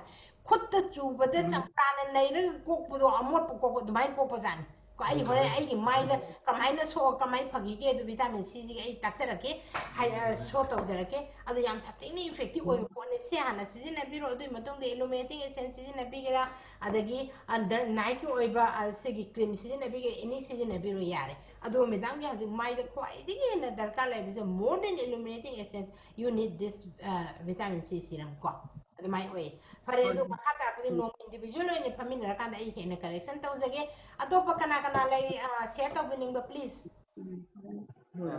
Jari medam have you jari yes audible we tabi bro medam yes oh ai wat kim ta mang ga de ma hang mangam dra oh hang yes madam ai gel cleanser jim season nazare aduga kogi nungdang dana lotion lai lotion dang season nazare aduga mai sahi ke ai 37 okay hello skin type to kari ne aduga eye cream normal okay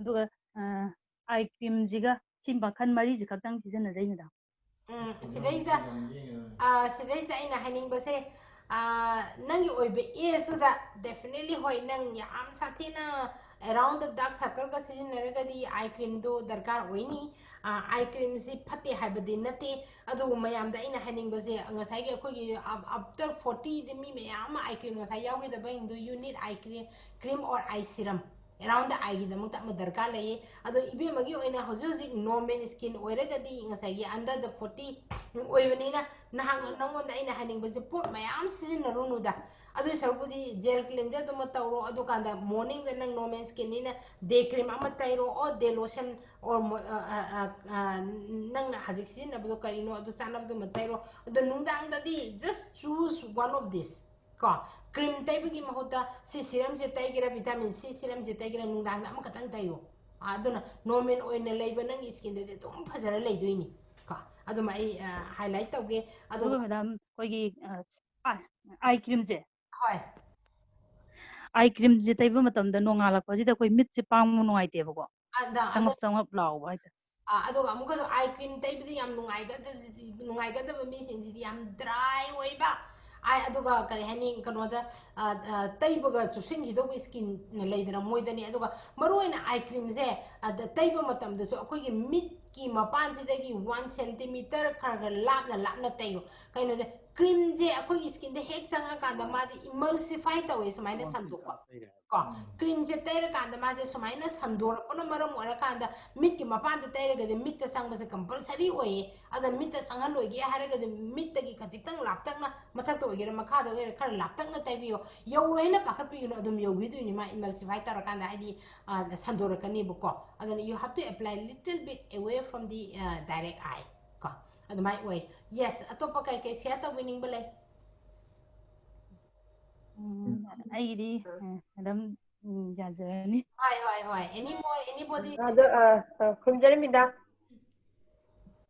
idam tabiri ko yes idam kai aigi client am khana ni ko tawle ma se under 40 di oiba ado cleanser gel cleanser sijinara ka kan man multi protection sijinabada kaino lockdown gi manung sida sijinaba haudangai ri hay ngarang se ngoda phone torok adu mai se mareng challe aduga purol huiye ado mai to se da mai se sana da toira ko mai toino haida ai tan khunjaning ba sidais da taseng na makidi ko ai nga sa hai bado gel oi ba poche na mamai ta ba kan si da ko hai hodra ga de gel do mai skin da pa ga lai ga de adu dagi allergy reaction thop mi am lai ye adu da nai am ko sa na hai ri khut ta phajana blend tar kan da mai ta thop pa adu ga yari ba makhai di mai cham ba gi process se lukewarm water na cham ba se na khwai dagi best oye adu ga adu ga mi sigi oibe skin sida rosacea kauba yam sensitive oibe skin da develop to ba allergy makhan mi khara leye ado yam rare case ta artist de pak thokte ado rare case ta mana ngasagi phaning bagi hai tare mai ta bu su gel do direct taisel laga taru ban maram ore sengdraba aduga amuka su cream do khara tharap na phajaninga bane na khara amuk taisel luragadi adu umba type ki allergy se thokpa yawi ko adu yaudaba nate adu wa ina sidai da haining badi magi du correction tawse hargadi amutang phaminaraga mawon da education da phajana piyo na targa jum da phajana mawon da takro how to use haibana chengbu do phajana kare hani gel do khutta blend tawra kanda melt to holbo matung da kare hani mai do tatho haibana chengba adu gi matung da mai se phajana kanghalaba matung da sigi oiba cream ji yam pana khaji dot tawra kanda spray tawra kanda taisi ada yam effective oire normal oire har kanda kon mayam terga haji ki onidi khaji yam pana hausi haiba ma aduga magi oibe skin da huji koina piri ba pose sungna natabada hana na chemical oiba pose khara seasoner maga kok to ko koi artistry seasoner bo oitarga di artistry taibagi allergy thokon nataba hana seasoner ba chemical hindugi withdrawal symptom haina allergy type ki reaction thoko yam leiko angtang kumna mana to cosmetic any to brand na medicine for example mini am taina ba se kari mamai ngauna ne haidana pharmacy any to beno bedi khangde adu si ada si dai da tai se loraga atisi taira dongni ado chap le pata ga ma skin the reaction to kane bu withdrawal symptom mai tar you ha you ta ko mi singi ngasagi lephan ba ngo bu mai na ko withdrawal symptom the thok pa yawe ado the atisi tai ba maram ora kan atisi tai bu de du tawre haina complain lak pa yam yawe exactly the madu oigan de kaina the atisi je akoi oiba company ni phai ha ba suna na ta ba se 100% doctor mayam na dermatologically tested oiba allergy free oiba product amu oye ado the ma oiba history the fazana mana kaino ko artist di Allergy talk them nang gamma da the mine have you yes to me nang do sumai sumai tau condition jam lay other than nang do come high to one more dagi magi tamu don't open to holaga karino have a maran to kangdok mineraga ma do them continually season of a yaga to mali to with the hana kari season may have a history in tang hana no top of the limit. Oh, thank you, madam. Excuse me, ma'am. Yes. Ma'am, like people who have very oily skin and this problem, can we suggest this artistry creamy massage? For the facial is once in a week or once in a 15 days or once in a month. So creamy massage during for the facial, for the dry skin, oily skin, or pimple skin, or non-pimple skin, or combination skin, no problem, because it's only for the massaging, for the blood circulation or improving blood circulation of your face. It's not going to be absorbed for even for our skin. So the creamy massage can be used to any type of any different type of the skin disease. So it won't be any problem. Yeah. Even the vitamin C also, no problem. No, people who have very oily. Yeah, vitamin C, especially for the excessively oily type of the skin, and those people who are having really deep scars, they have to use vitamin C. But precautionally, if they are having infection, it has to be controlled fast. Hana uring am le magadi ado hana control to bomo changi adu matung magi dark mu scar whatever the previous scar to be cured. We need to use vitamin C definitely, but not like us. We use vitamin C like or like taking bath. But for them, they have to use one drop and they use the scar spot by spot, like that. They can use, that will be very effective for their scar. Yes.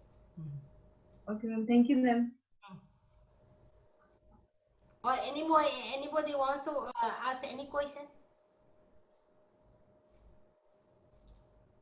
Okay, let me proceed. If anybody has a question, let me you just ask in between, no problem. Otherwise, let me proceed another video. Sir, please.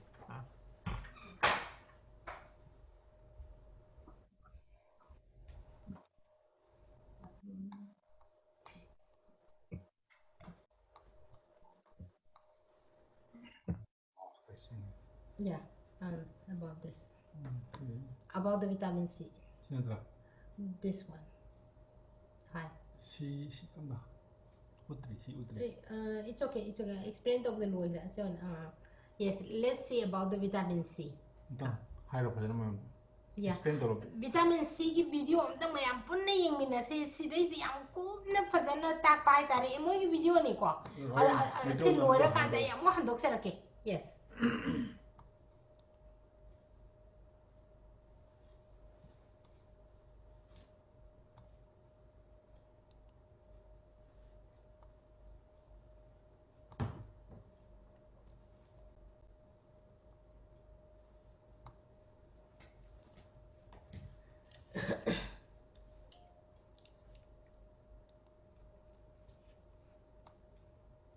Hi, I'm Jasmine Arora, your skin and image consultant.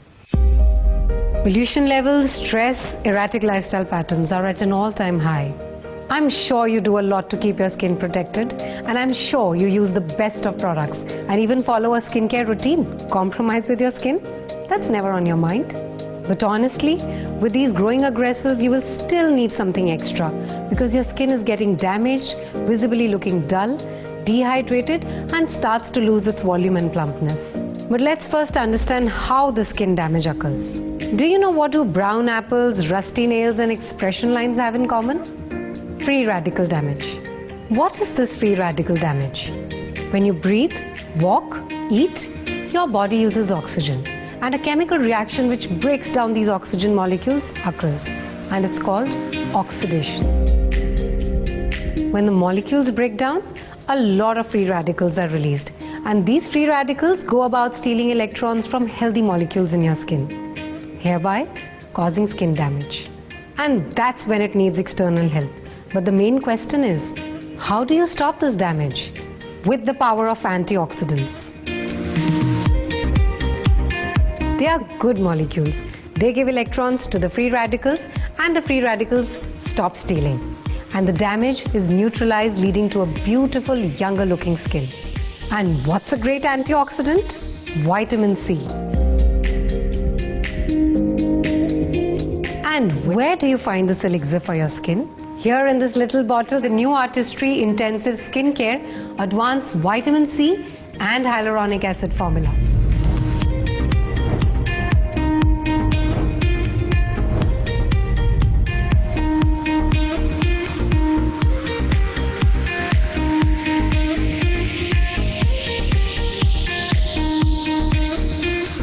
This formula has vitamin C complex. The blend is made of 100% pure vitamin C in this innovative activating cap. Plus, this liquid here has enhanced vitamin C, which is found in the Neutralite approved acerola cherry extract. This formula should last you 30 days. As the formula nears the 30-day point, you may see a yellow tint develop in the formula. This is a helpful visual indication that the product is nearing the end of its peak potency, while it's still safe to use. Artistry recommends activating a new bottle at this stage. But the goodness doesn't just stop with vitamin C. This intensive formula has another equally powerful ingredient that works wonderfully on your skin. Yes, I'm talking about the bi-action hyaluronic acid, also known as the water magnet. It is a crucial factor in keeping our skin looking hydrated, plumped, and smooth. Artistry scientists have used different sizes of HA polymers that target different levels of skin surface. The smaller molecules penetrate deep into the skin pore and give a plumping effect in the bottom layers of the skin.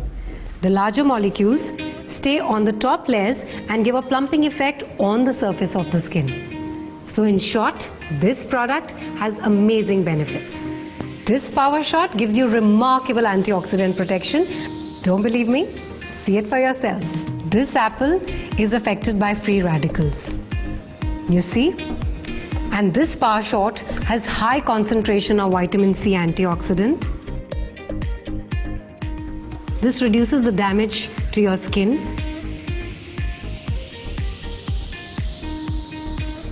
As you can see, and it does the same to your skin. Now this is how a dehydrated skin looks like, de-plumped, and this is how hydrated skin looks like, plumped. With the goodness of bi-action hyaluronic acid, it helps restore appearance of fullness and volume to skin for a plump and youthful look. Vitamin C and HA together help visibly reduce all significant expression lines, and it's inspired by professional derma fillers. So go ahead and give your skin that 30 days power shot for a refreshed, plump and youthful skin.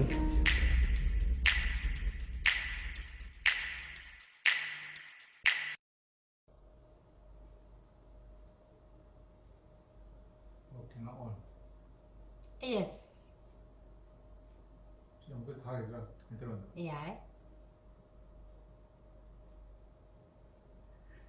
May I ask you video do be ko? Yes, madam. Yes. So there is the vitamin C concentrate. Maruina vitamin C serum haraga pharmacy is mayam ko. Mayam ko. Akoi I skin clinic the vitamin C serum is simata intro to view simata do to view simata do to view and emerging the amlakabazani. Ko. Otherwise, amam do any yamamatamda. That's nothing like our vitamin C. Vitamin C is the real masagi real extract to yawun maram arkanda my effectiveness so man da bahaitan hausi aina wangang ba kanse da ko ai photo before and after kitang tharake ai naringai gi or ka phagalakpagi ai hek na ba hoba kanda sigi production launch to boye adu duna maram arkanda makoina brand ambassador oibiu haibagi damakta makoina product pirakpani ingwanda ko adu dagi sizina ba hore adu yes sis photos yung beauty photos hi mi am di sana lupa yam leisele hai ko aina leisele ba pot se karino tang yung bio hi kaino haragadi akoigi mangraba kare hani ko look skin mangraba skin je amona revive to han bangam ba pose aina kamaina leiselam gadage kamaina thamum gadage do ai photo ma share to jerke ko ado sisi hoi yon basu yole to boda maximum de ai size is na na bai dangda aina leire kola thamisin mi miyam de amamam ka sizinadro kadai de tham da sizinamnina ama anina ka suya yara roiba aduga luri badi akoi artistry ki oiba posi hoi before after sana utpa hore yengbiyo ko ai skin da hanana 3 sokraba mamangi ko 3 months ki before after 3 months sizinar mutung da ai gi lakpo improvement se amtang yengsi ko aduga sizinar mutung da mayam na sin ba dose da gi ai yam sathine ne yam sin ne gare kai ne da chemo therapy tor pa kan da yam sathine skin ji ka ba ma yaw bu sokpa na tab ka ba aduga freckles ka mayam tholok pu da ngasai gi madu lokthok na no hona ba da chumna taidra ba hai tare pura iruzara ba gumbani sig vitamin C je iruze e to main tar ba ni ko ado another season na 3 months ki ni 4 or 5 months ki amu yeng jage sa photo 4 or 5 months ki angtang yeng difference to ko 3 4 asin 4 months ki ra 3 months 3 months ki yeng biro adu matong da next slice in 4 months ki ka before after 4 months explain to ka sidis da mayam amamam do ina ko na yeng biyo ne blemish le ramba ngasagi kano sida skin color khakta na taba man lauthoki baje mahing dagi blemish dagi aging sign dagi tiredness dagi ngasagi le ramba mayam se ya phajana kare hene lauthoki bai tar ko adudana yam chatin effective oye ko hoi hoi mayam ui ko aduga tam tamna aduga amuk photo da 4 months ki difference to amu yengsi 4 months ki difference am ding biu 4 months da ngasagi hanana so ambagi mai je 4 months ki matung da almost mahing mayam freckles mayam dagi dark circle le ramba mayam se ayam loina mangi bai tar loina mangi ba atai pochai atai di hanagi aina chemotherapy tawinge atai tawringe da su adum season na jaba ngata ni ko aduna bu khrabu soktri me kana mu khadi yeng basu ayam jana te yam chatin sokpa adu bu kano taw khro matung dagi di 4 months dagi di ngasai gi blemish kari kara loina mangra bai tar ko another 6 months ke mu yengsi ko 6 months matung da ko ai hana 6 months mamang da leramba ai mai dong te yengune ko ai 85 kg oye sigisu wow bi oye ba ai brand ambassador oye ada nong ai wow have se da so ai nong ma sumaina artistry gi sumaina topic ma lakjage ada da gyan ta ni kramaina isa gi body gi weight se yam laina lok thopa ya bi ye to su share tawge sidai de yeng bio ai gi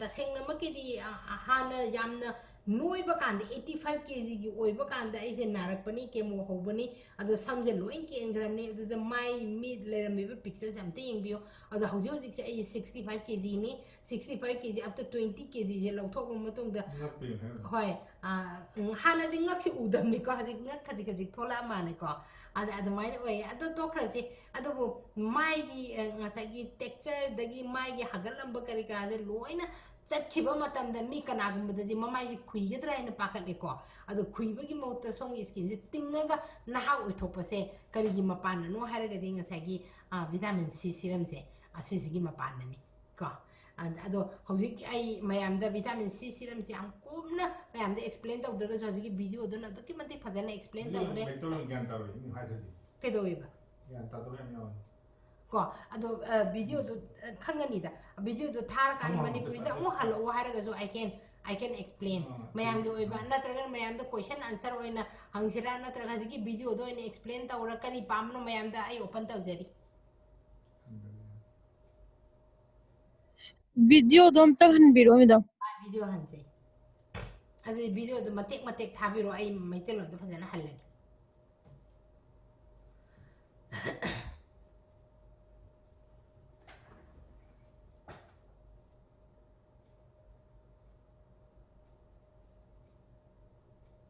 Hi, I'm Jasmine Arora, your skin and image consultant. Pollution levels, stress, erratic lifestyle patterns are at an all.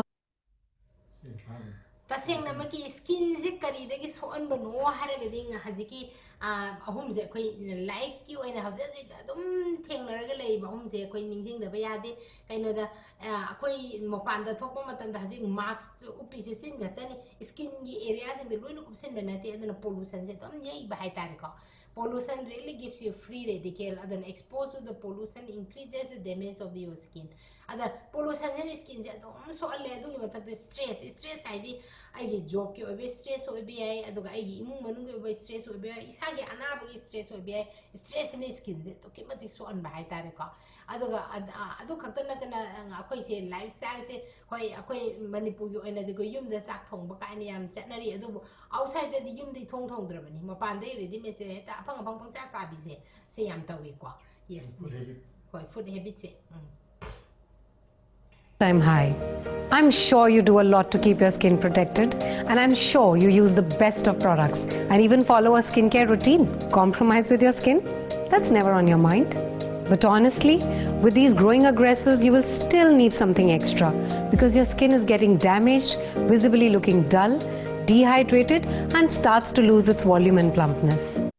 Ngasagi madam mana hagi bodo ai skin se am dry oye dull oye and ngasagi skin yo be last thing sumaina pai bada ding lawa plum look kawi ko se mangi na hai bodo it's because of the skin damage or pagi sign ko ado dana dry oye skin sing na hawing edi am phase kan hararuga kitang aging or pada jar khujin bese ase oye ado maru oina yam dull oye bese ki maram se dehydrate oye bani ko skin je aduga amuka sum skin ji ki oiba ka hen plum look hai ta ding law base kan base se mangak pato adu way yes. But let's first understand how the skin damage occurs. Do you know what do brown apples, rusty nails, and expression lines have in common? Free radical damage. What is Hai pita adu piraga adu thambiro hoi sidai maru aina apple se khaira kanda brown olak pase ngasai gi mayam na so haina soksin ring and sau brown or any haja tai nate koi min na udabu nuk sit nuk sa se da ko free radical mayam ya wase hayam ka ga thamba matam tak law ne uni the quite example the yam line over say apple sings the yam ui aduga amuka zu akoi khujin da chusin ba khujin da kai ba tek pa taw se machu phajarakta ba se one of the isagi free radical ai na han nail urki badoni me am the before after gi kanu chemotherapy ka takan da ai se treatment cancer gi treatment tawringe manung si khujin sing se completely black or kan da am sathina kan kai ba blister or kan da tek pa si tawai ko pi da yo ta calling ka ai Hi, the minor. Hi. And yeah, definitely. Kanugumba, kari. Yopi gumba the Kolinga Kava, the Kujin the same effect of the minor. Hi, yes. Expression lines have in common? Free radical damage. What is this free radical damage? When you breathe, walk, eat, your body uses oxygen, and a chemical reaction which breaks down these oxygen molecules occurs. And it's called oxidation. When the molecules break down, a lot of free radicals are released. And these free radicals go about stealing electrons from healthy molecules in your skin, hereby causing skin damage. And that's when it needs external help. But the main question is, scientific way to be applied banida masagi akoi kare hani body sida sap pani khande sa bani khande sen bani khande tawni ngai sida akoi body sida oxidation process ama thoiba haidi akoi each and every cell sing sida oxygen nai sida darkar lai se khangi dan ado oxygen se absorb to bugi process si bu kari kawge da oxidation ta taw kawe je oxidation taw boy process sida akoi eat your dana masai free radical mayam se sum thok pa haitar free radical mayam se thola ga di free radical hai si di ngasagi structure se asoi bi structure nga tani aduna normal oiba cell structure se di my unit atom sing che moina sing thok pa haitar aduna maram ora kan di skin je son boy same kana bom na cancer ka na bda so cancer cell se kari di same no ha ga di free radical mayam di same boy yes stealing electrons from healthy molecules in your skin, hereby causing skin damage. And that's when it needs external help. But the main question is, how do you stop this damage? With the power of antioxidants. Hi, haziki oiba damage oiba kano singsi abnormal oigraba cell hindu karina normal ohelakadagi hargadi extra oxygen yaujaba cell khara akoina apply tawragadi absorb tawragadi madu kare hani ko akoi je cell hindu normal ohenbe for example oxygen therapy the mind tawdana skin dadi antioxidant food or antioxidant cream antioxidant oiba posing apply tawrpa matamda akoi abnormal oramba ngasai cell hindu normal ohenbe yai. Yes, they are good molecules. They give electrons to the free radicals and the free radicals stop. Ngasai antioxidant green color gise akoi na antioxidant yawa pos is sin rakpa kanda ngasai free radical na angau abnormal cell imbalance oira leramba indu da normal oina basum bibi ba haitar Stealing, and the damage is neutralized, leading to a beautiful younger looking skin. And what's a great antioxidant? Vitamin C. Antioxidants in the vitamin C may have the same skin the so called. Although pure vitamin C antioxidant has antioxidant serum has a pang the by that. This is introduction of vitamin C. How much is effective? Other pure and powerful oil to see. And where do you find this elixir for your skin? Here in this little bottle, the new Artistry Intensive Skincare Advanced Vitamin C and Hyaluronic Acid Formula.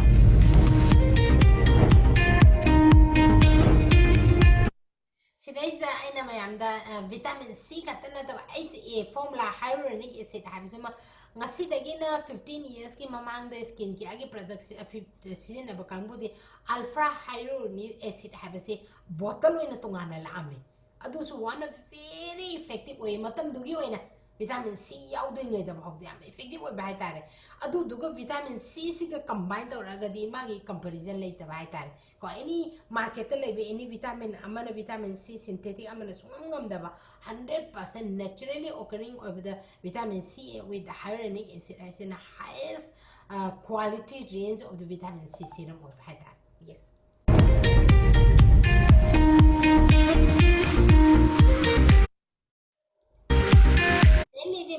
Quite effective on the Uber say 30 days and I do I apply to we mong do yam satin can never get a kind of 10 days the yam person effective always we go skins the koyam the fazan uba the visible sense.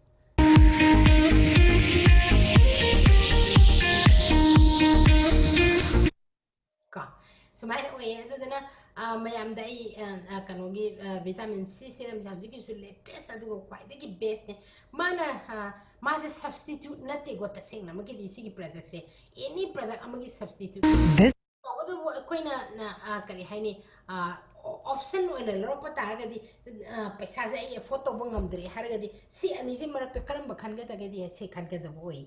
Ada kanawum na ay si season never say photo bangamakte kajitang similar to yan no problem ko ado every 3 months da among this vitamin C na bio kay every 3 months da ko say kay hani ko identify with the noticeable amount of aging se ko to aim every 3 months. I don't know, we have to use at least one vitamin C serum every 3 monthly. If those people who can use every day continuously, excellent.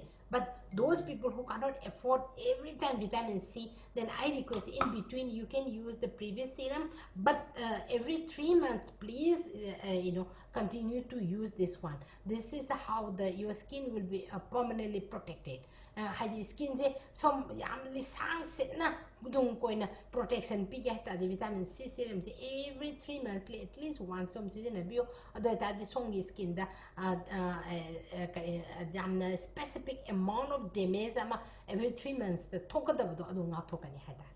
Formula has vitamin C complex. The blend is made of 100% pure vitamin C in this innovative activating cap. Plus, this liquid here has enhanced vitamin C, which is found in the Neutralite approved acerola cherry extract. This formula should last you 30 days. As the formula nears the 30-day point, you may see a yellow tint develop in the formula. This is a helpful visual indication that the product is nearing the end of its peak potency, while it's still safe to use. Artistry recommends activating a new bottle at this stage. But the goodness doesn't just stop with vitamin C. This intensive formula has another equally powerful ingredient that works wonderfully on your skin. Yes, I'm talking about the bi-action hyaluronic acid, also known as the water magnet. It is a crucial factor in keeping our skin looking hydrated, plumped, and smooth. Artistry scientists have used different sizes of HA polymers that target different levels of skin surface. The smaller molecules penetrate deep into the skin pore and give a plumping effect in the bottom layers of the skin. The larger molecules stay on the top layers and give a plumping effect on the surface of the skin. ꯑꯩꯅ ꯍꯧꯖꯤꯛ ꯍꯥꯏꯒꯤꯗꯣ hyaluronic acidꯇꯨꯅ ꯃꯅꯨꯡꯗ ꯆꯪꯉꯀꯥꯟꯗ ꯁ꯭ꯀꯤꯟꯁꯦ ꯇꯤꯡꯊꯣꯛꯍꯟꯕ ꯑꯣꯏꯌꯦ ꯑꯗꯨꯒ vitamin ꯁꯤꯗꯨꯅ ꯑꯗꯨꯒꯤ ꯃꯄꯥꯟ ꯂꯝ ꯊꯪꯕ ꯉꯁꯥꯏꯒꯤ ꯁ꯭ꯀꯤꯟꯒꯤ ꯂꯦꯌꯔꯁꯤꯗ ꯇꯤꯡꯊꯣꯛꯍꯟꯕ ꯑꯣꯏꯌꯦ ꯑꯗꯨꯗꯨꯅ ꯃꯔꯝ ꯑꯣꯏꯔꯀꯥꯟꯗ ꯁ꯭ꯀꯤꯟꯒꯤ ꯈꯨꯏꯖꯤꯟꯈꯤꯕ ꯑꯗꯩ ꯀꯨꯠꯁꯤꯟꯈꯤꯕ ꯃꯌꯥꯝꯁꯤꯒꯤ ꯔꯤꯄꯦꯌꯔ ꯇꯧꯔꯛꯄꯁꯦ ꯉꯁꯥꯏꯒꯤ ꯚꯤꯇꯥꯃꯤꯟ ꯁꯤ ꯁꯤꯔꯝꯁꯤꯅ ꯉꯝꯕ ꯑꯣꯏꯌꯦ ꯀꯣ ꯍꯧꯖꯤꯛ ꯑꯦꯛꯁꯄ꯭ꯂꯦꯟ ꯇꯧꯕꯗ ꯑꯗꯨꯅꯤ yes. So in short, this product has amazing benefits. This power shot gives you remarkable antioxidant protection. Don't believe me? See it for yourself. This apple is affected by free radicals. You see? And this power shot has high concentration of vitamin C antioxidant.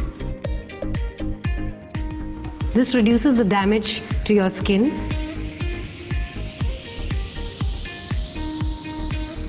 As you can see, and it does the same to your skin. Now this is how a dehydrated skin looks like, de-plumped, and this is how hydrated skin looks like, plump. 하니 스킨 ям 디하이드레이트 ꯇꯧꯔꯗꯤ ꯈꯨꯏꯖꯤꯜꯂꯤꯗꯅꯀꯣ ꯑꯗꯨꯒ hydrate ꯇꯧꯕ ꯁ꯭ꯀꯤꯟꯁꯤꯗꯗꯤ ꯈꯔ ꯀꯩꯅꯣ ꯑꯣꯏ. ꯍꯣꯏ ꯑꯦꯄꯜꯒꯤꯗꯤ ꯉꯁꯥꯏ ꯑꯩꯅ ꯍꯥꯏꯖꯈꯤꯕꯗꯨꯅꯤ anti oxidant ꯃꯌꯥꯝꯁꯤꯅ ꯑꯦꯄꯜꯁꯤꯗ ꯑꯃꯨꯛ ꯑꯃꯨꯛ ꯆꯨꯞꯁꯤꯜꯍꯟꯈꯤꯕꯗꯣ ꯑꯗꯨꯃꯥꯏꯅ ꯑꯩꯈꯣꯏꯒꯤ ꯁ꯭ꯀꯤꯟꯗꯁꯨ ꯐ꯭ꯔꯤ ꯔꯦꯗꯤꯀꯦꯜ ꯃꯌꯥꯝꯁꯤꯅ ꯄꯤꯒꯃꯦꯟꯠꯁ ꯊꯣꯛꯍꯜꯂꯒ. Now this is how a ꯑꯗꯨꯃꯥꯏꯅ ꯊꯣꯛꯍꯜꯂꯒ ꯃꯨꯁꯤꯟꯈꯤꯕ ꯃꯌꯥꯝ ꯄꯤꯒꯃꯦꯟꯇꯦꯁꯟ ꯂꯥꯛꯄ ꯐ꯭ꯔꯦꯀꯜꯁ ꯂꯥꯛꯄ ꯃꯌꯥꯝꯗꯣ ꯑꯗꯣ ꯁꯤ ꯁꯤꯖꯤꯟꯅꯔꯀꯥꯟꯗ ꯁ꯭ꯀꯤꯟꯒꯤ ꯀꯂꯔꯁꯦ ꯔꯤꯀቨꯔꯤ ꯇꯧꯕ ꯍꯥꯏꯇꯥꯔꯦ ꯉꯁꯥꯏ ꯑꯩꯒꯤ ꯁ꯭ꯀꯤꯟ ꯔꯤꯀቨꯔ ꯇꯧꯈꯤꯕꯗꯣ ꯑꯗꯨꯃꯥꯏꯅ. This reduces the damage to your skin.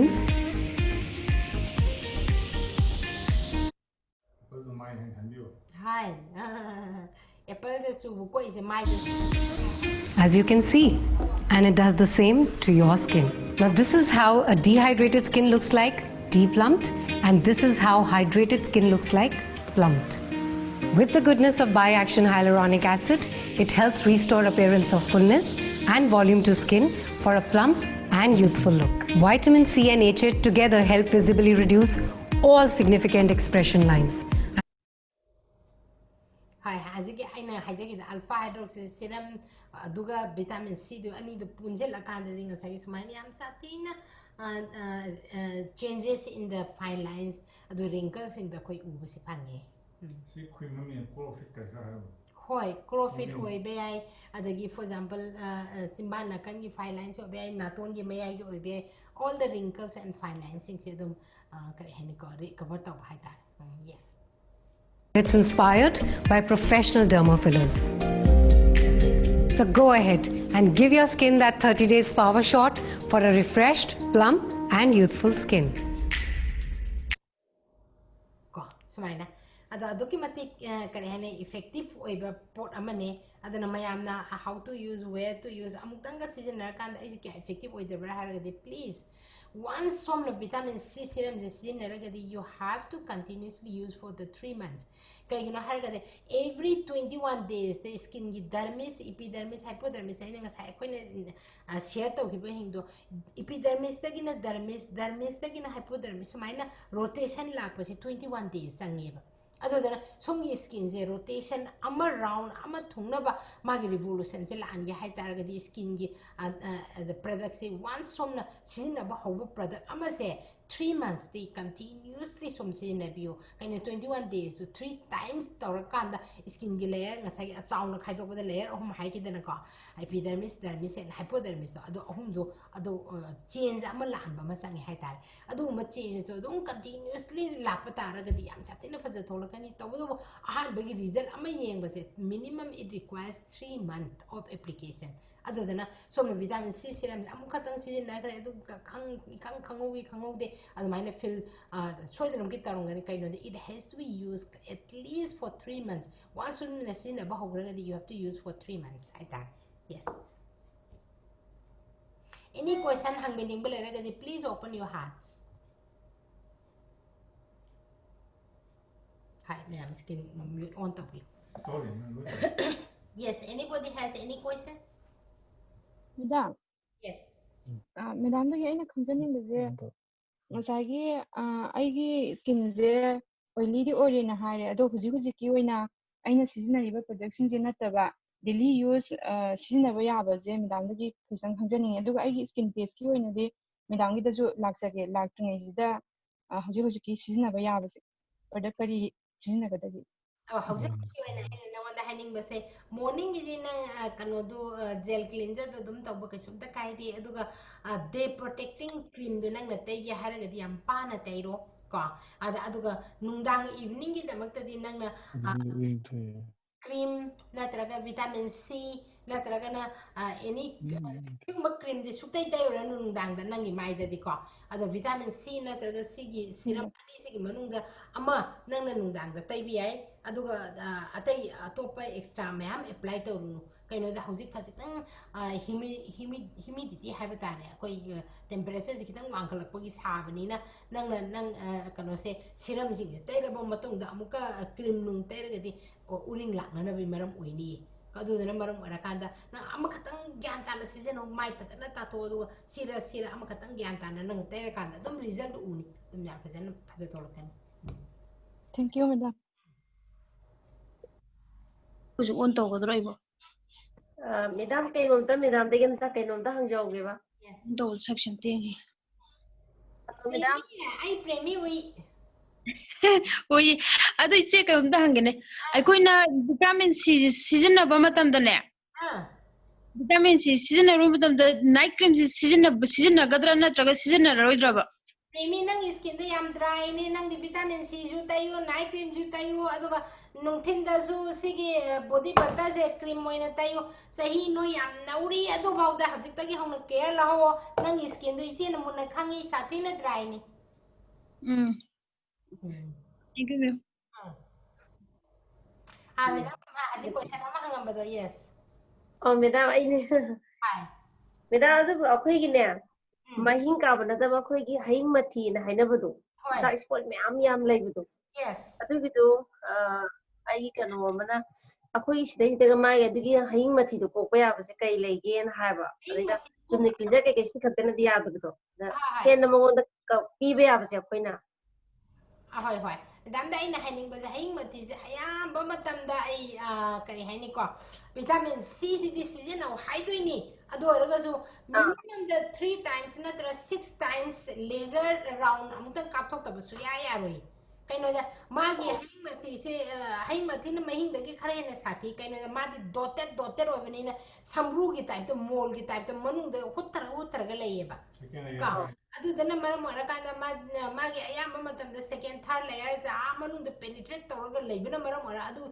pin point da laser na tik tik tik tik kap ga madu hindo amuktang kare ne sian mama sange kana freckles indo adu lawthokra matung da gi khara ka jitang he pada ba horo pa dai vitamin C will work miracle ka da moi so da vitamin C na ga da boy yes ado laser capacity once amu ka pa ya ga do mida magi oi do ai gi oi ba skin machine da yenga matung da layer ka ya da lei du khanga matung da amuk da loi seng ba su lei ado mari mangar kap da ya da ba su lei mi du gi matung ina ne amuk tang skin test tau to ga hai gi ko du di oho mida asal nu mai de di mo da ina mo mida na ka par ba ya thank you mida excuse me ma'am yes Like suppose people, I have one customer. She has started building her pigmentation. Yes. So what products should I recommend for her? I just wanted to know why she's having pigmentation. Is it sun exposure or pregnancy or delivery? That though I don't know, but what she has said that she started building pigmentation like on one cheeks, not on. Actually, Sapna, you please take the history that if the pigmentation is related with the pregnancy or a child delivery, the mode of treatment is going to be little differently advised. Otherwise, if it is related with the sun exposed, then definitely that can be very much recovered by the vitamin C serum in the night and the illuminating essence in the morning along with sunscreen. It can be really reduced. But if the person is along with the pregnancy or miscarriage or delivery related, then the pigmentation will last at least 5 to 6 years in their lifetime. So to fasten recovery, we can do is the laser treatment. So it can go in 1 year, and along with if they are using this vitamin C, it can be again more faster recovery. Otherwise, the once pigmentation comes complete recovery, it takes 5 to 6 years. Yeah. Okay, ma'am. Thank you. Atau question leibiribra.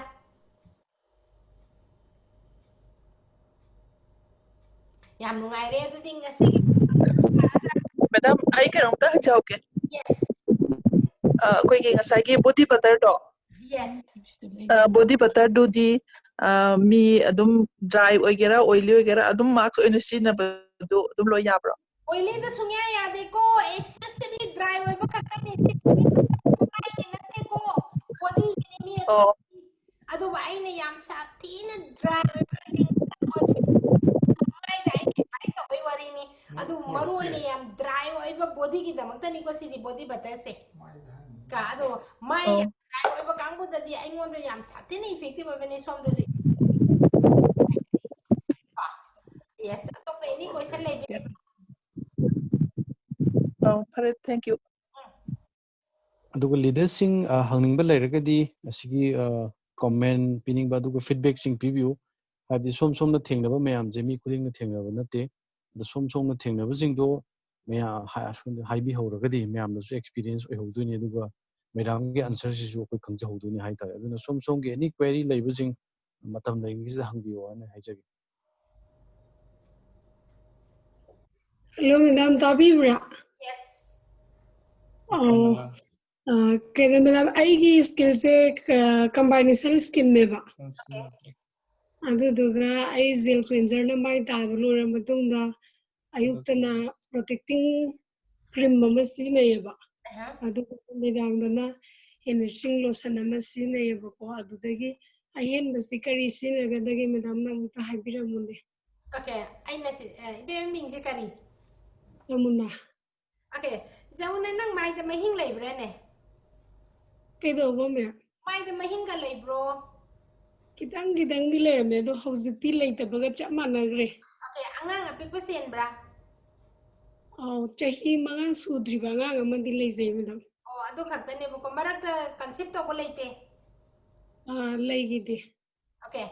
Fare du da aina hazi haning base nang hazi free zone ni hadi angang ama leira matong sahi mari mga the next concept of the bad marakta miscarriage kamta leite ba se free zone ni aduga combination type of the skin aduga free zone da leiba ta ga is the most beautiful type of the skin ni sigi matam se de aina nang da haning base ayuk te cream do yare nung dang da lotion nung jang kai do bagi no sig vitamin C se amtang tai ri ge nang skin do beautifully khaji khrak mahing leiba su ko ni adu yam chathing na tight or kan the glow shining ka am phajaba skin nam oin uni ka I advise you serum instead of the cream in the night or lotion in the night ka serum na yam sathi na hena nang skin do repair ta gani kari gino ha ga din nung tin da sijin ba ko na day cream na tra any por nung tin da sijin ba se ko na gari ma thawba matam da ka gari thawba si da sok ta ngam da ba leitho thawba to mai na ko gi mai se soksing gi da na ba thingba ama ada loy protection pibagi or moisture hydration pibagi oi not only the look not only the comfort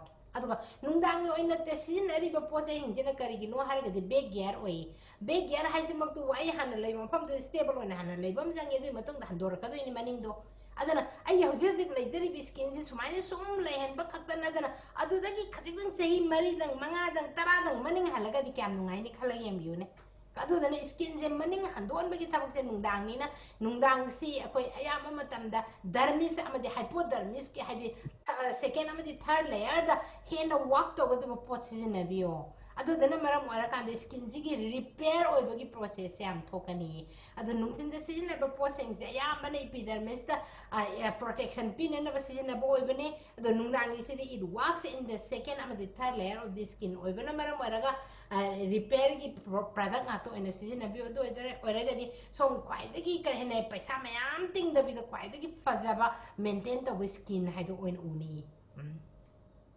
ado madam khoi gi skill phazaba si da madam neutralite product se chaba si am important oi have si maram da kitang khangjaninge madam ado hen janbado very much ado neutralize skin gi each and every ingredient sing si da skin ki age product sing si da neutralize ki portion loina mag yauni ko ado dana maram wara kan da koi ngasang gi neutralize yam kan hydre but aina amuka na haning ba si chamana na som vitamin C jar ga di song skin the pigmentation leba hantani not only immune booster increase the work khatan natana ado here ne skin sabi bata ga di song sam amadi skin amadi kare nail da weakness leba sing do repair to gani ado song skin si ang khujile texture phajana yaudre moisture ka yaudre har di omega 3 sabi song skin to kimati gyam kani glow leba not only heart not only brain skin da so omega 3 gi atauba masagi mathau leje hai tar so mai tar kan da ngasai gi skin ai gi skin si da so hani karamba makhan gi product season naga de for example khare na soksing gre har gadi antioxidant rich be product sing je khala khala ga sabi ma tan da skin da definitely work to gani adu skin na kwai de gi phatta ba skin da kwai de gi mayam na to biroi da ba makatang har gadi som kare hani ko chemical yauba binobet khangde any chemical yauba any and chit ay gadi hapta am ngok thokani ka have advertise anything this is na bigano kayuna har gadi song obi skin si the naturally work to go to mayam do ngasagi chemical do no maram arkan block to rakanda work to hondaba oye aduga som market the foundation yam phangbani songa gili amagi ani gi ko please stop buying from the market cheap products karigino har gadi madu de skin protective range yaude they are purely cosmetic range oibane adudana maram warakanda ko skin je ngahaki di fazaki be yai aduda damage ta hoboduna yam hen so on ba haitare ko adumaina oye aduna apaw film star sing je ingondagi comment lago matam da asmidam akoina nataba makeup wala sang la akanda tum tai singi duini ai mai se tum num soksel ai kamai tawduna hai ai na hai be makasu khalunu moina tai da ya da tai ga sun nang artistry se tap tai na hana loina skin care range amadi ngasagi kano sing se foundation kari ka se nang hana tai se lawro adugi mathak ta mogi makeup tu to holo adu ta nang su ai dumaina ama paw koi manipur gi oina actress sing yam ingondagi comment hangbi ai phajana mayam do suggestion pira kan mo skin do ngaktana thamnana bi upay mo oina sine hai tare ko adumaina oi adudana akoi skin care gi production each and every production it has really science behind have this something thing view science and technology have this isam sambo oi da hai tare ko yes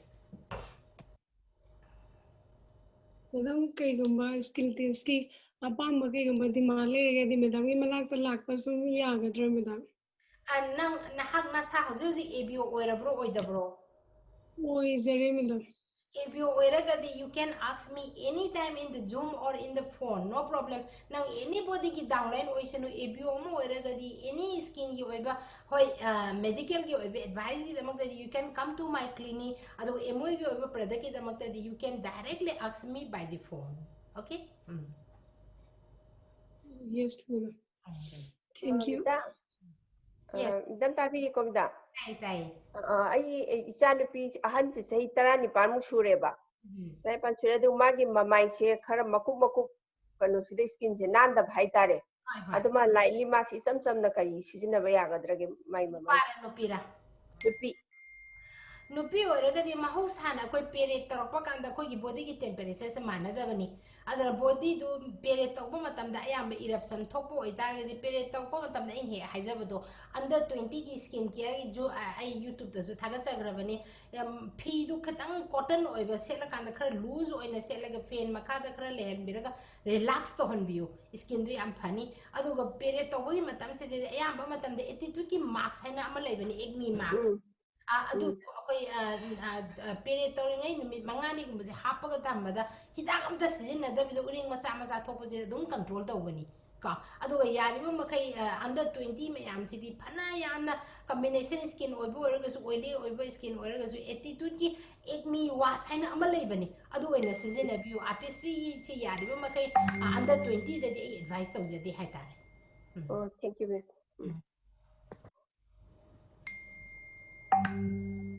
Ladies sing hangba yaba hangbi horo mathang di Jane sing ki la adabni.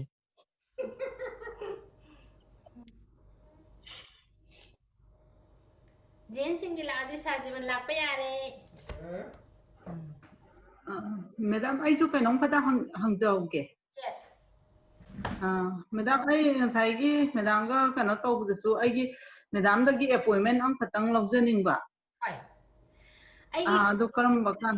After 8 kano tawdoi madam ai phone number save taw sen biro ado after 8 hangani ado ai clinic se hangba matamda nongmada patient manga dagi hene yengjaroi 1 hour gi oina ko pung nipan dagi tawgani ado pung ani da last oidoi ni ado duna madam na phone tawbiraga karamba pung pham da appointment da lobby duino dumaina lobby ra kan ai gyan tana fajana yengjage ai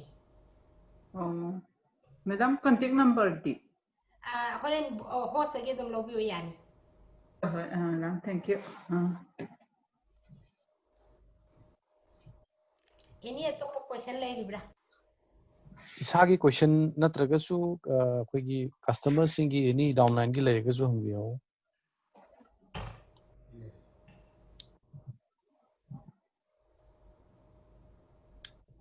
Ai wakanda mayam se yara adana ai Yes. Kenom taga aigi cha nupa si jahi tara to mapungi phare ba. Tara tari changa ine ba ta to mapungi phagre to ma si nupam cha oi na ra khang de khang kening bu khra mama si kya ri ta ganda bai tara ado ma puring ya jara thu e ba. Oi. Adu man to ho se na he akhoi gi launch to ba khuding attitude ki hana maina mo dhan season jan ba je. Oily face wash to kina re adu khar adu ngule phating da mukha la ga mo harbil gi dong ko do papaya gi to mai na le hai na papaya gi dong si ne do na attitude ke se mathang mathang si ne do mana si ne mama na to gi na kai no ne kan ai clear ai ne si na je ma adu ne ta pat gi re ko adu ma tai kun ju do na ji te madam ma na to ba da tai kun chu da di apply to ge ha do ma di mai uling tung go do akhoi cleanser pai bu na ra khang pharam di phare hana le ram ba chang de gi di adu pura khoi na pam jeri bi sit nan ba di oi do hai ta ai madam dai na haining ba se adu mai go ba si to ya ba si jana phabagi maram se adu echi clear number iti ju killer ram ba do oi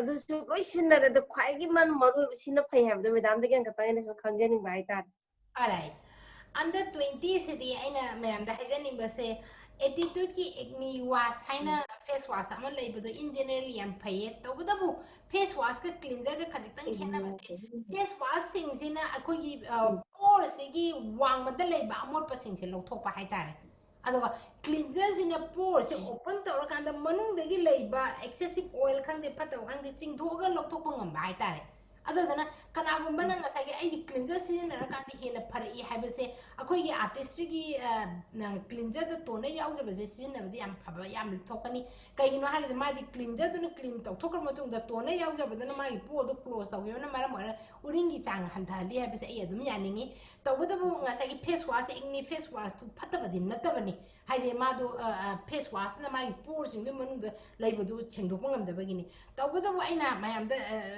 request Badi acne ki face wash fazana season ba midi once in a week polishing scrub tawdaba yadabani kainoida magi por manungda leiba excessive ngasagi sebaceous oil gland gi oil loina na desel mayamdo singdhoga sengdona na bagidama adona tabi samjam be you can try isam jambe igni was katang adum tawle ragadi magi por manungdu de leiba phataba bacteria kangi virus kangi desel sengdok pangam da bana maram ora kanda kona ding asagi face wash tawra kain de effective oi da badon filter pa ma lakani adona uring ji so hengala poi ningani adona adu atop amana igni sumaina teenage ki matam da hormonal pimple macha macha khara tholak pasidadi I request please do not touch. Aina sumaina press tawragi head thugaiba matamda ngasai gi uring se krai dagi develop tawi ba ngasai aina haigi budo ko manungi second layer ngasai epidermis layer da oidi dermis layer da oiba adu epidermis ki layer me amda loine powder laga lakraga dermis ki layer manung dagi mana bacteria virus to pus to me labanina powder ki ba layer du da ngasagi capsule layer hindu the bacteria se iroire mayam le habreba ko aina bas lok thok baduna hairi ba jaga to madi oisin grani tawadabu aina me pada sandu pura area ngasagi ano pimple thong na bagi maram oi aduduna ayam ka jana haini khutse sung sok noina mai mafam du the pimple do kanga kanda pas to kanga kanda matung da kenjara kaniba ada susuk song no just igni marks napsala thamo haina mai habio adu hafta me man scrub amu to basina so adu ki mati exfoliate to pada mai da le ba desel amadi pas natraga asibas sel kano pas akang bang do loin ken mani ko adu mai na sin han bio kaino adu gi oi bi is the too much facial ada too much treatment se to honing da bai tar adu yam excessively igni vulgar is ko batawra ga they need antibiotic ko adu mai case ta laga di nong tang pubiro e ma ga sana antibiotic am tang izage adu dum control ta hosi nganna control ta hobne yam phai na da sikpa gi habit lai raga ai isan ba to madu so ai ina ka lai na ai udri ngai da sikpa de mamai da dak le rami ko to mai na ngasagi asidi ma koi young kare hani moi mindset si da ko sik ka phado ning bado adu du gi oi bane madu tho aning de hai tar yes nang kainom dang joge ꯑꯩꯈꯣꯏꯒꯤ ꯑꯉꯥꯡ ꯆꯍꯤ 6 ꯑꯗꯒꯤ 10 ꯁꯨꯕ ꯁ꯭ꯋꯥꯏꯗ ꯑꯩꯈꯣꯏꯒꯤ ꯑꯦꯗ꯭ꯔꯤꯁꯀꯤ face wash ꯑꯣꯏꯂꯤꯁꯦ ꯑꯩꯈꯣꯏꯒꯤ ꯁꯤꯖꯤꯟꯅꯕꯗ ꯑꯀꯥꯏꯕ ꯂꯩꯕ꯭ꯔꯥ ꯀꯃꯥꯏꯅ ꯇꯧꯏ ꯈꯤꯇꯪ ꯈꯪꯖꯅꯤꯡꯉꯤ angang sahi 12 gi makhasidine body shampoo haina ma thok dai ne atu tuna makok tai maton tho dum luzan bi da face wash atu ta kayam to biru gino kaino de sahi 12 13 phau basidi kare hani yamna night yamna innocent yamna virgin oijari be age ni ko 12 years ki matung de gi hausi atai hingse ado yariba maki early age da di body shampoo gumba jam be hair wash kum leidani yam mai loiba body de sam thokka da do ina season si ko yam gana face wash ta kanu gum je ba thawing de hai ta ꯑꯩꯈꯣꯏꯅ ꯁꯨꯝ ꯁꯤꯖꯤꯟꯅꯕꯁꯦ ꯃꯣꯏꯁꯨ ꯌꯥꯎꯕ ꯍꯥꯏꯇꯥꯔꯦ tu say train to du nupi ma sa ga di am sawm du ni adana mana pamja bagi to boy ram gani adu ga di mana season ning dana lo season da lana season ga da boy ga di guide to bio ko every face wash se ko gel form da la ne adu ko ta hana hapo adu kara hapo ising hapo ga hana blend to adu kan da samu habna sing basi yam early is the advice to bio ho khangan bio ko moi din na hani ni anywhere da salak pa matam e moi ka ta gi sinner or any brand me ta sinner kani adu how to use have se khangak pa matam khangra ga di moi do lifetime yo ina moi da kana homi hai tare ꯌꯥꯝ ꯅꯨꯡꯉꯥꯏꯖꯔꯦ madam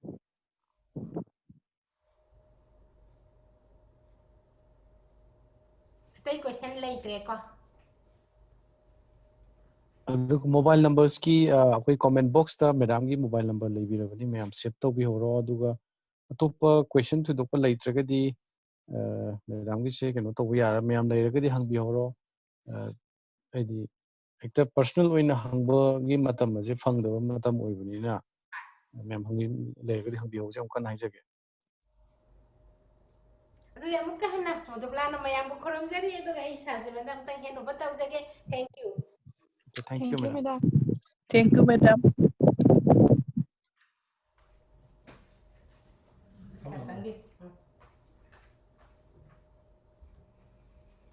Yeah, okay. Mai taba haire ko.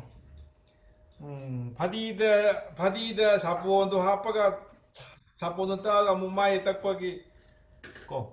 Madugi nungai bisisu kare haini. Mai di le mamhai matang bacteria ga loi phadi happa jani. Sir hujik nupi ju takpa yauri sir waina nupa khak natana. Sengadi tasengadi phadi yaudadi sagi nungai taba asagi kunna pakistan haiba sumaina ga ran taktana sigi khwaidagi naton gi akut jaga swai jaga si mai tab to khwaidagi yogdab jaga simaga adagi mit khong siga mit si maniga adagi jimma losilak pasiga sigi khadagi akut pasiga 1 2 3 4 5 swai si mai tab da yam kan ka no Yogundraba Haiba Jagasi the Kedum Yam to Induna Kasaki Chak Tokpa Haitareko Hagisi Metron a same with me Chak Tokpa the Uling Tokpa Atagi Angoba Kagi Adumadu Siam 20 Swai she like him bring them the Swai she Chendok Yok Dramina Aduda Amotpa Asagi pollution hai na sai hai myam du musita paiba gari degi thadrokpa carbon dioxide adegi sulfur dioxide haiba singsi adum musita yarawne ba antuna musita yawriba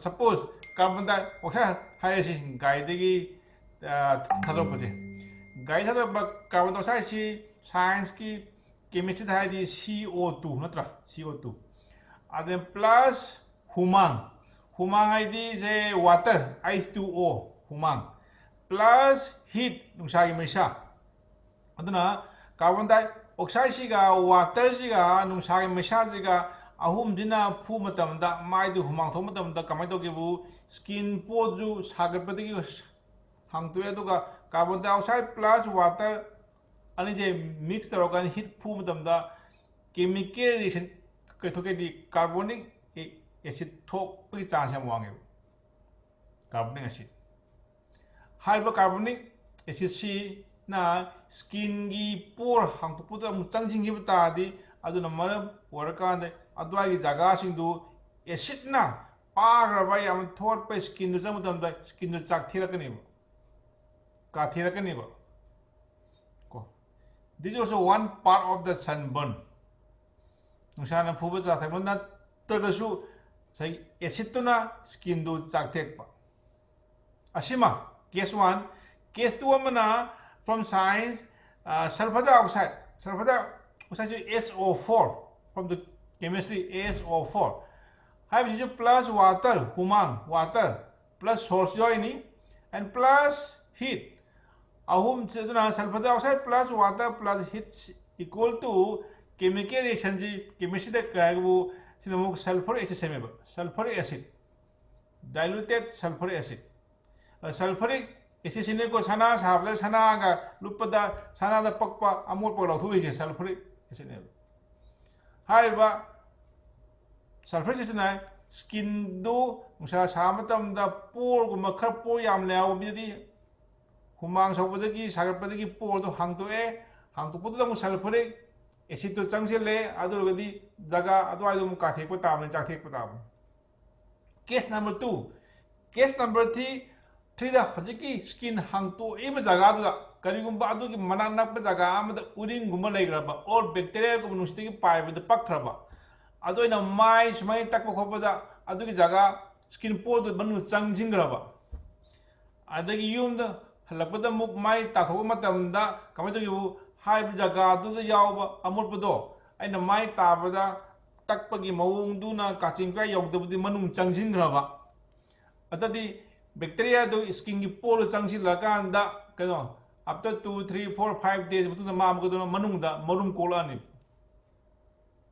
bacteria do multiply ta oni bacteria do multiply ta ani asiba si yawani asang mu si yawani adu pula kana manung da magi colony ma sem eba ꯃꯥꯒꯤ ꯂꯩꯀꯥꯏ ꯑꯃ ꯕꯦꯛꯇꯦꯔꯤꯌꯥꯒꯤ ꯂꯩꯀꯥꯏ ꯁꯦꯝꯃꯛꯑꯦꯕ ꯁ꯭ꯀꯤꯟꯒꯤ ꯃꯅꯨꯡ ꯑꯍꯨꯝꯗ ꯕꯦꯛꯇꯦꯔꯤꯌꯥꯒꯤ ꯂꯩꯀꯥꯏ ꯁꯨꯝ ꯆꯥꯎꯈꯠꯂꯛꯑꯗꯤ ꯑꯗꯨꯋꯥꯏ ꯖꯒꯥꯗꯨꯗ ꯅꯥꯏ ꯆꯥꯕ ꯎꯔꯤꯡ ꯊꯨꯡꯕ ꯍꯥꯏꯕꯁꯤꯡꯕꯗꯨ ꯕꯦꯛꯇꯦꯔꯤꯌꯥꯒꯤ ꯂꯩꯀꯥꯏ ꯆꯥꯎꯈꯠꯂꯛꯏꯅꯦ प्रकाश क्वाई थवाई हम ताज प्रकाश माली बैक्टीरिया के लेकाई आई किसी मैते रोंदने को नसाई डॉक्टर ना हाई ना डॉक्टर की लैंग्वेज ने सिना मणिपुरी ऐसे मुलोन ना मोई मणिपुरी तक तब की मोई मेडिकल लैंग्वेज क्या अंदाज़ है बुको सो दिया के कॉमन वेब सिम्टोम याम तोइन लगन हाई तारे अदुना माई ताब मतमदा ngसागी फदीना साबोना द हापग तकबदुसु तंगाई फदबा ngसागी स्किन दो याम कुइना मथक्ता डेड लेयर की स्किन मरो मरो लेबा तारदी डेड स्किन लेयर स्किन मरोन लेबा हाइबसे कहनी फजबा लोन दुनी मसी अदुगा मैत्रोन असिंदा हाइदी प्रकाशी करी हाइने डेड स्किन सीना लेयर द माइ द थार नै भाइसी मैत्रोन द कमाय हन नुरा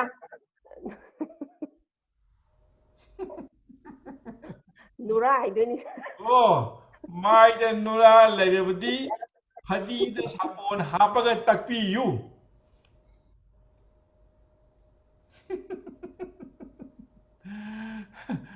अदुसु माइद नुरा लेरगदी फदी द सापोन हापगा तकपी यू अदुसु नुरा खदी कोकलिदरा सागी चुमने सम काब काब तक याक्तबी okay now is a funny some just jokes ओइना अना सोम नोम खक्तंग practical am tawbiyu madudi som thabak chaluraga halakbadamda yumda mai tabda som yamda pukham ama sinebiyo pukham ko sak chabiyo su chadabo su khara pakpa pukham ama aduga som icham chamna face wash ama lawraga mai tabiyu du mai tabagi mahido machumdo pukham du tahanbiyu aduga pukham du yengbiyu ngसागी langtik langba iru luba ising do mai tar matungda pukham da hapak matamda uba ising do uba som thajaroi ai mai ji achok ki matik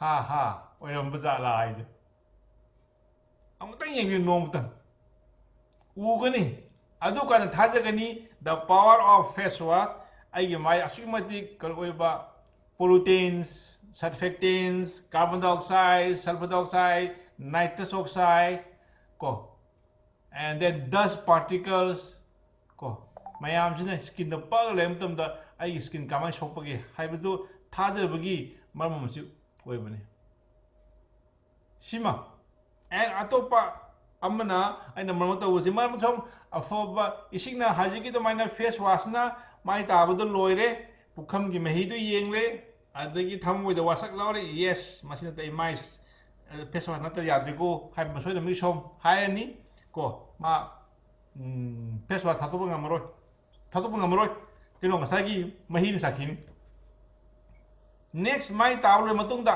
सोम इसिंग अमुका चामथोपिरो पुखम दो अफब हापिरो दोगा यो eye the caring of eye सोम की मिट तो अमुका इसिंग अफबना समना को चामथोपियो मिट्टो आई अदुदे नो सापोन अदुदे सापोन यावबा याद्रे अदगी फेस वाश यावदबी ओनली प्लेन वाटर ने मिट जामथोपियु अदुगा तारकदों को येंबियु सोंगी मिट मनुंदु कया मोलंबगे हासे मिट की पा मखोंद मोलंबा मिट की मुंद मोलंब अमुसों उगनी ताव मयाम उ ओ मिट सुया मोल पोरे हासे ये आई केयर हाय बि सों कदमनो everyday tawba ngamdaga su somne matam khitang samkam mai du kedamno ising afabna aruba ising not salt yam salted oiba or yam na kahani atopa chemical yauba water di sina ba yadre manam di aduna amuk mit songani ko aduna afaba plain simple water na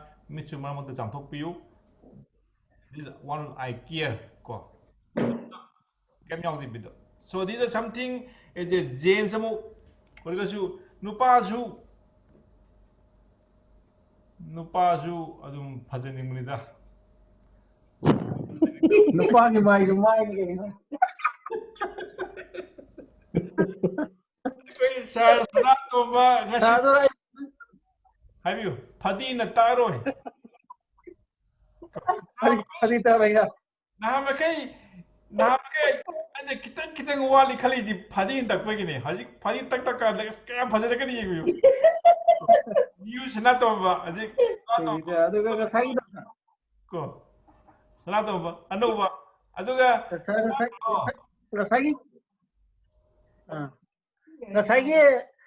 chemical reaction ꯊꯣꯛꯄꯗ sulphur ꯗꯥꯏꯑꯣꯛꯁꯥꯏꯗꯀ plus water हाइटार water का sulphuric acid होइग्रेको sulphuric acid अदो first की अहम वेदो carbon dioxide का प्लस H2O का से प्लस हीट से carbonic acid heat carbonic acid thank you sir अदो खंगिन को केमिस्ट्री की को दिस द कदमनो एंड देन प्लस द सोल यावले इबनी अतो केमिकल नाइट्रस ऑक्साइड के अमु नाइट्रिक एसिड सेमगदुनी अमुसु नाइट्रिक एसिड सु carbonic acid nitric acid sulphuric acid से माइ द अदुम कदबनो अदुना सोम माइ दु तादिबिदा अमतंग सुमाइना पारगा लैदगे थेंगोदि दु महाव खंगनी या छेंगे तर असेंग कार्बोनिक एसिड महाव खंगनी don't try. Don't try. So this is the way how suppose our skin ki kadabno yamna luba ogi mayam du khang su it genes generate oina se nupa ma oina kadabno sa sana tomna haibani aina haibante nupa ju phajininge haibase Hai diko. Aduna, okay, aduna sam ko. Aduna, ina sir Premandajiamna Kaleba. See something genes the Nupala machine some like say modeler. Nupam gonna maji we even ubda. Nagi haidu tobni. Aduma is just my skin texture gasi yem buda kara kahani. अखोई हजिकान की मणिपुर की video की हीरोसिंग की खरा मासी सकता ताये मैदा ताये skin होये अदो करिगिनो सुम हाई बिदि ngam-दबको अदो ngasi दि मा अदो मा हाइदोखरे अइना हंदे बिदा सो मा लोन खर सिनरमे अदो बिदाम में वेस्पा मांगोदि ngसाई मुदुलान हाइदो लोइ लोबिरो अदो सम लोइ सिने बियु अरे मुदु मांगोन सिन बियु Sin hanbiu. Natragadi. Natragadi. Pramandagi aine album mo namuni.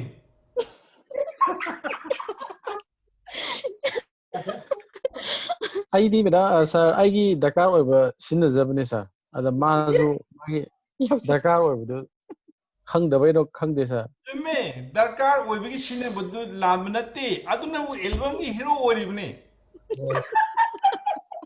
Hero ꯀꯨꯝꯊꯣꯛꯈ꯭ꯔꯗꯤ ꯍꯔꯥꯎ ꯂꯥꯛꯀꯅꯤ ꯑꯗꯨꯗꯤ ꯍꯥꯟꯅ ꯁꯥꯏꯟ ꯇꯧꯔꯅꯤ ꯃꯃꯥꯡꯗ ꯀꯨꯝꯕ ꯌꯥꯗꯦ ꯁꯥꯔ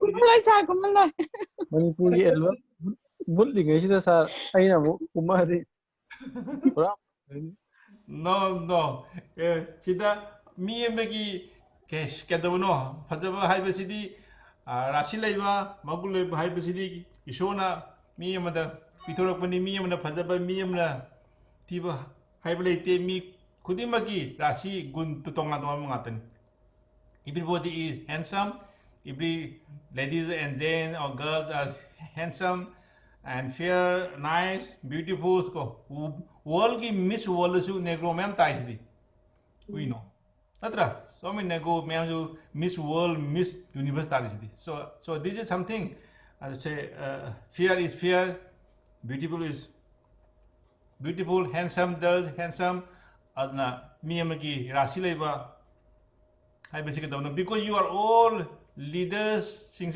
you are role models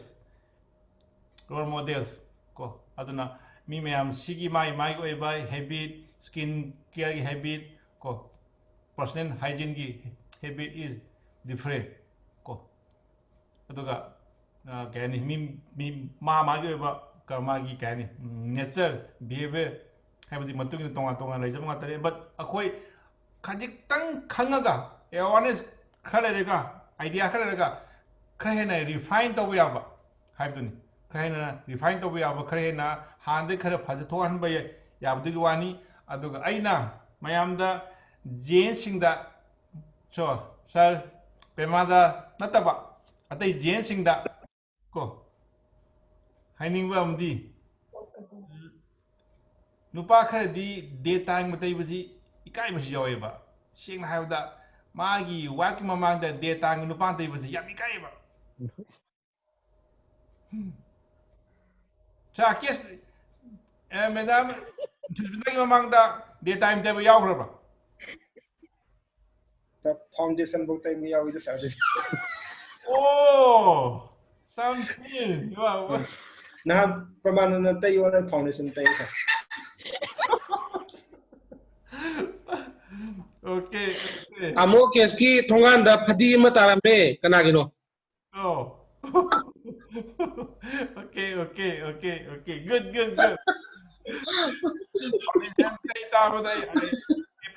I appreciate aduga Susmita Madam Susmita please take care mana foundation tay ba tumi nimito khara section view ha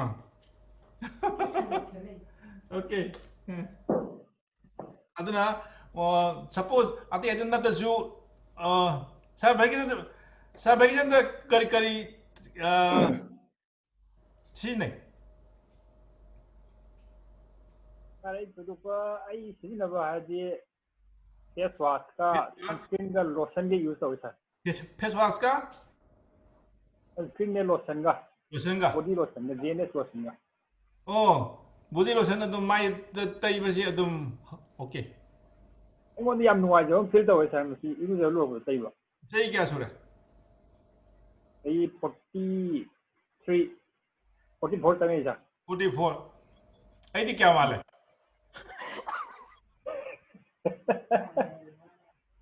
ta da kare naam wale ye wo de adu kare gino haido oro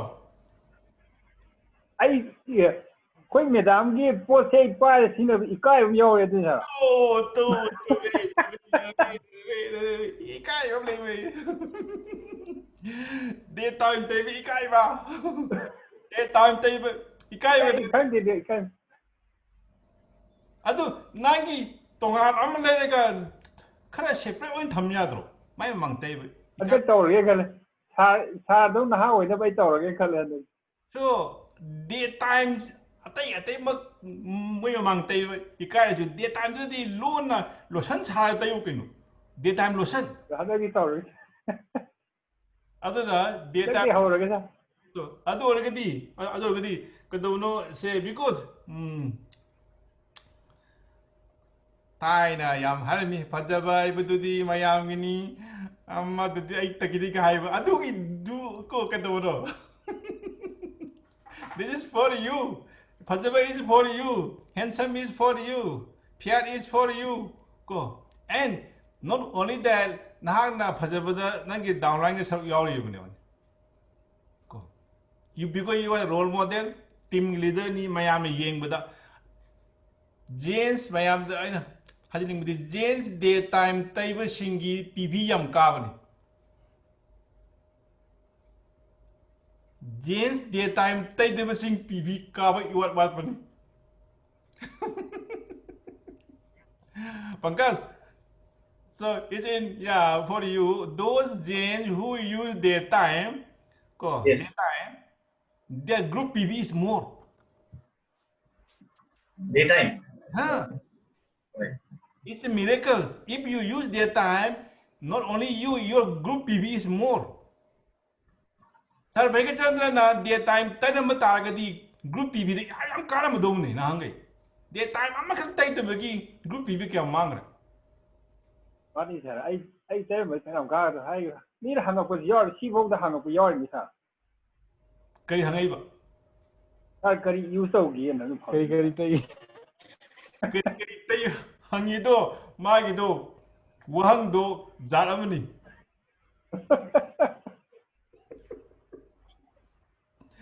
adu mathang dadi day time do tay biro adu day time tay ba haurupada ngai hai bi yu nahangai di tari hai no ko answer langani haurupada ngai bi hai bi adu after 6 months yego kana ko then see difference take one photo and after daytime after 3 months 6 months take another photo close photo aduga happy you so because you people leaders James yam na kahani but a case ki dumad ita abda yeah a case is something more handsome webe madam ji adu okay Susmita is the right lady because she is granted permission to use foundation. Pankaj, Madam Susmita has granted to use foundation to the Sara case. Yes, sir. So this is the one thing we have to learn. Yeah, I like it. I like it. So, sir, saya penjauh ni mesti foundation ni mata ni main catalyst permanent ni sir.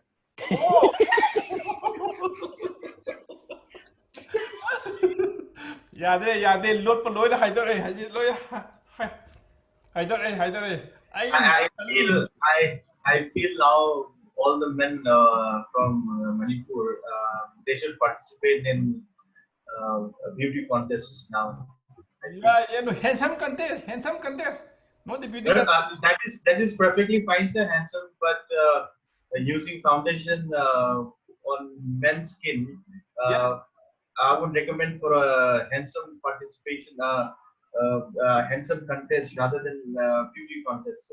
Yeah. Handsome. Since the foundation gives us the entire tone on our face, it is going to hide all the. But it particularly gives a different kind of shade. Right. Handsome contest is good, but those husband handsome contest yawadabasing my wife tagi permission certificate halawdabani no certificate NOC lawtragadi badui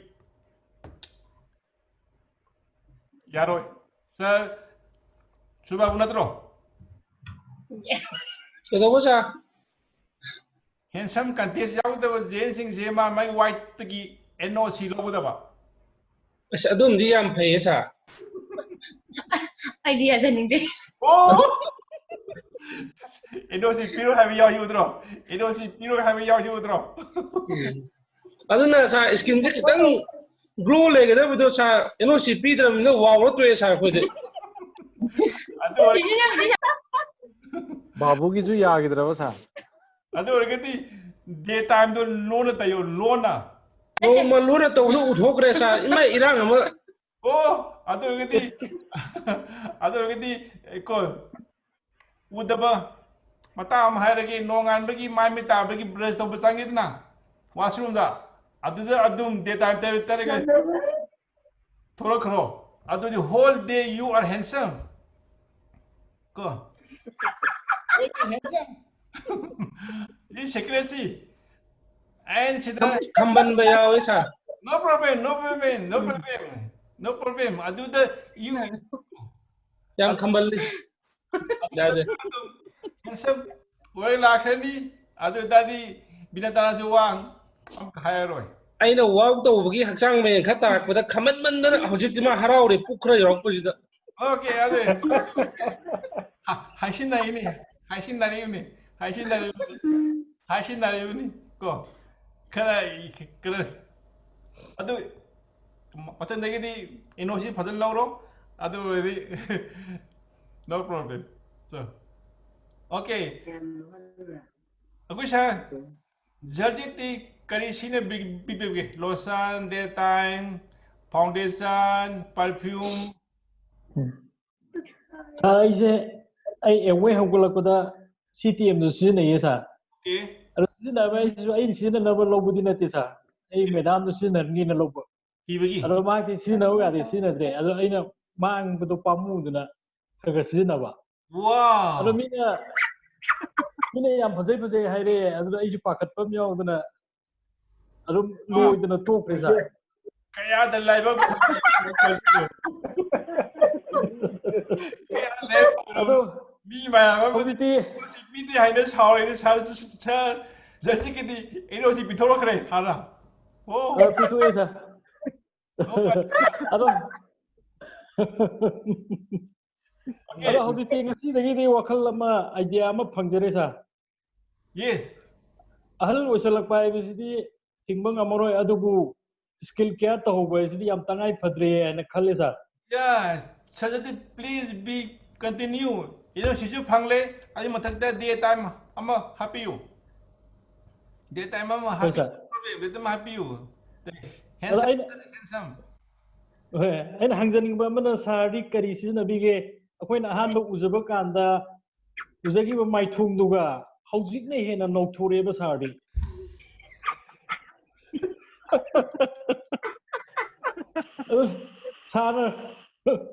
ꯁꯥꯔꯅ ꯂꯣꯠꯅ ꯊꯝꯃꯤꯕ ꯀꯩꯅꯣꯗꯣ ꯁꯥꯔꯅ ꯁꯤꯖꯤꯟꯅꯕꯤꯔꯝꯕꯗꯣ ꯉꯁꯤꯗꯤ ꯍꯥꯏꯗꯕ ꯌꯥꯔꯔꯣꯏ ꯁꯥꯔ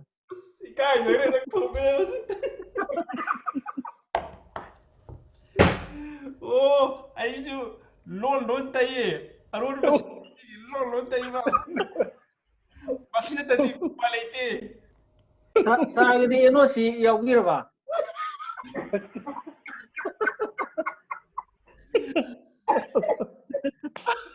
Madu.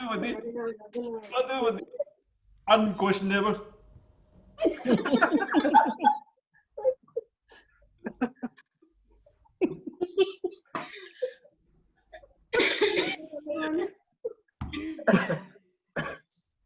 Can I have the Madi Kakitolo Sacramina? I the heck. The Hobokandi, Romutu, Adum Katobuno, Flu Avina.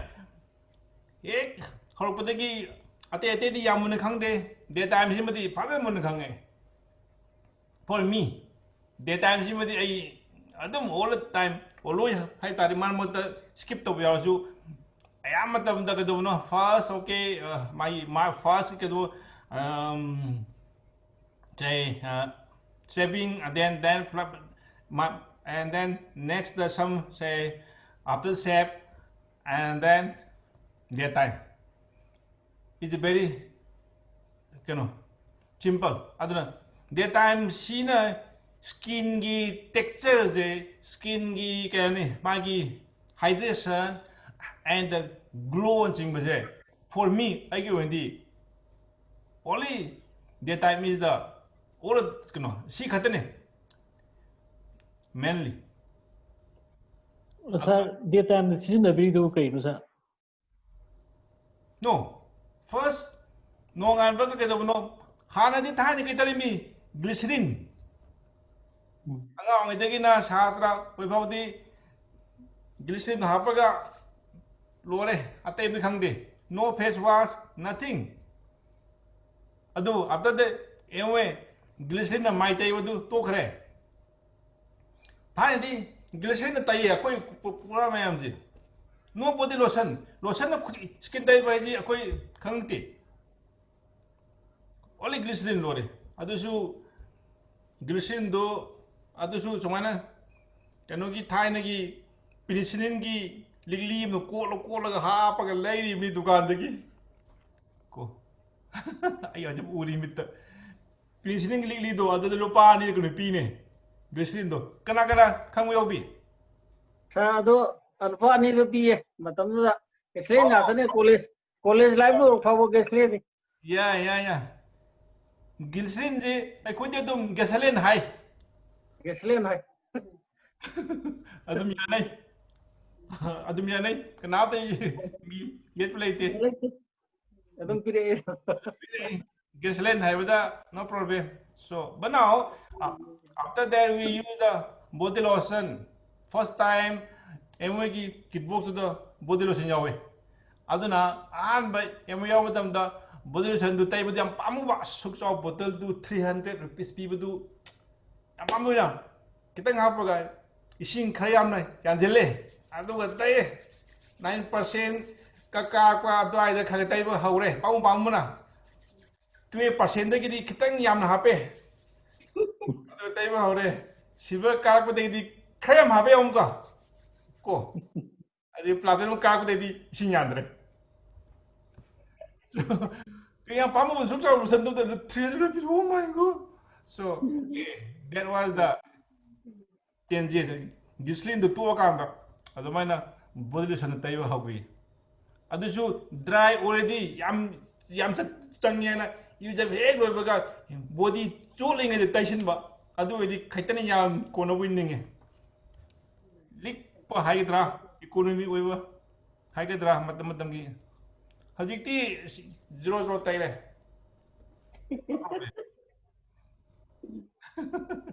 so these are the changes in habit. So aduga sir kai emane lot khaba sar gi pakum phangjadi ye sa kai no ta hawdre sar na season na biri bo keno do daytime cream daytime cream sar question am ta ga sar hoy sum de chida daytime night time khai bni ko oh khangjare sar soidana night time to daytime tai ro gadi amu as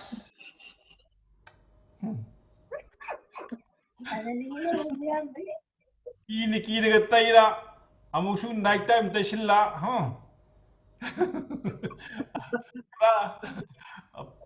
ata afu night time adu yamuna tai view daytime na night time mun ying view to ga lo tham losin view na tra gadi ko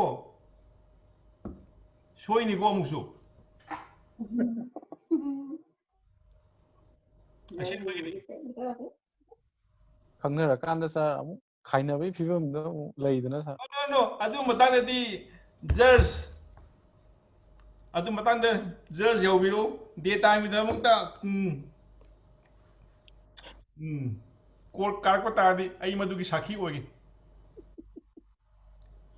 hayeng ma kono daytime na madam weraga punishment phangdana ba adu ki tamukti inga ke kenu because aiju daytime gi example number ni haibadu chong sakhi lai wabiru okay sang hai karin daytime sidi hana glycerin taibagi lotion taibagi habit am like se sumla khimina daytime taibaduna yam lai thaye aduga e sun protection ju yore uv ray de gi ju ngakte achai kon ngakto poire nungsai mangan de gi ju ke dabno chakthi ke dab myam do sunscreen ju jare aduna daytime hina khwaide laiba for the genes ke haib dare aduna sa baichandra hayeng de gi di soidamaki daytime ama loan na adum hede taibiro ai khange ikai haibadu bo joi khangjare aduna midam du yarogadi ai adum war adum men sumen jage sakhi oijage ayeng daytime gi michang changjage ko prakasti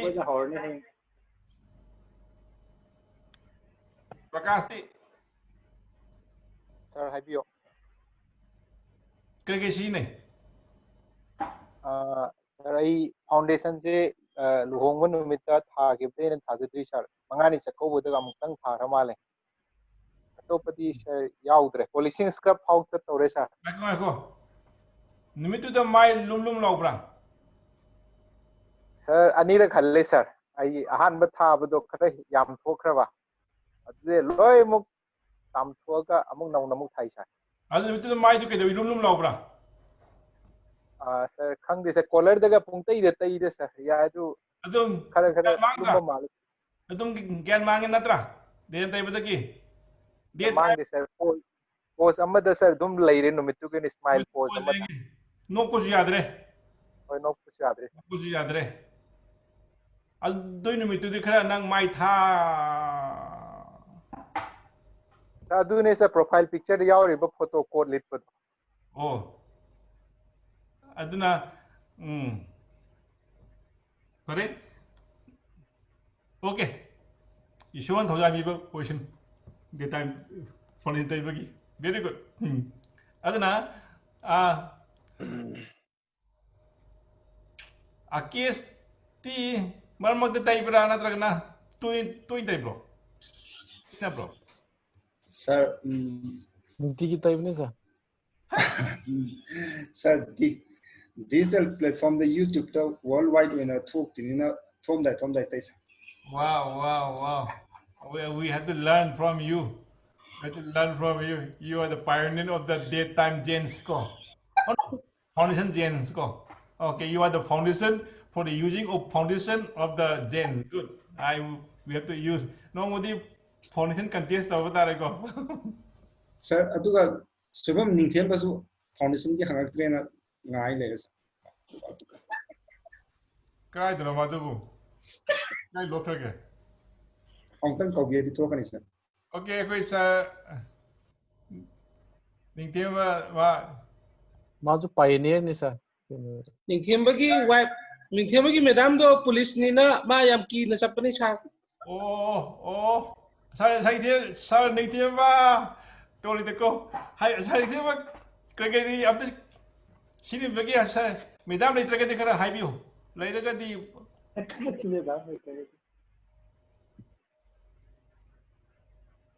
kumbayam tragadi. Aki ma sa. Ya, fare ma to binasi. Kayo na hayo da.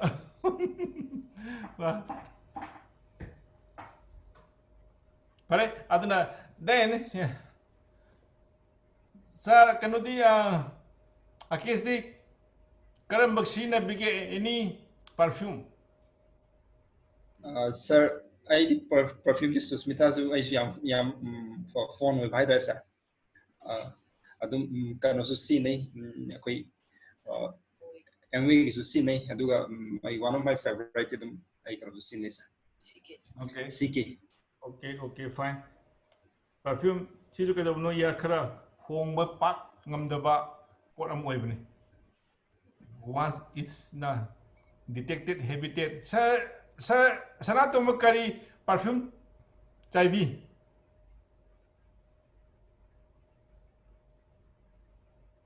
Artist dynamite ki to adu to gaya.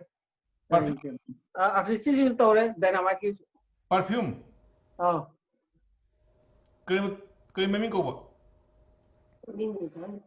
करिए मुन्ना भैया दे Ai. मते view Ada sih. Mummy दो Mami di kami. पापा ही बोलते हैं Mami, hindi lang daw rahi po. Nikina ka. कहानी Ini lagi betul. Mami do haibiyo ba to di ay manam khangni ba? Ai matan na lang thogi cái sa ano na yen gadi yaro. Ya beja tradi. है रखे अच्छा Haibiyo. या बम दे सी या बम दे sir Okay. Conic dynamite दे Dynamite kido. Oh. Perfume okay, fine. Ibri open meeting kudingi adum china bibra. आई थबक चलम दाई खुदिंग दम use तौरे था Okay. Tabo samna kudingi. Okay. Okay, fine. Yum da lebe kan da dum khaga china bi yum yamni. अदुम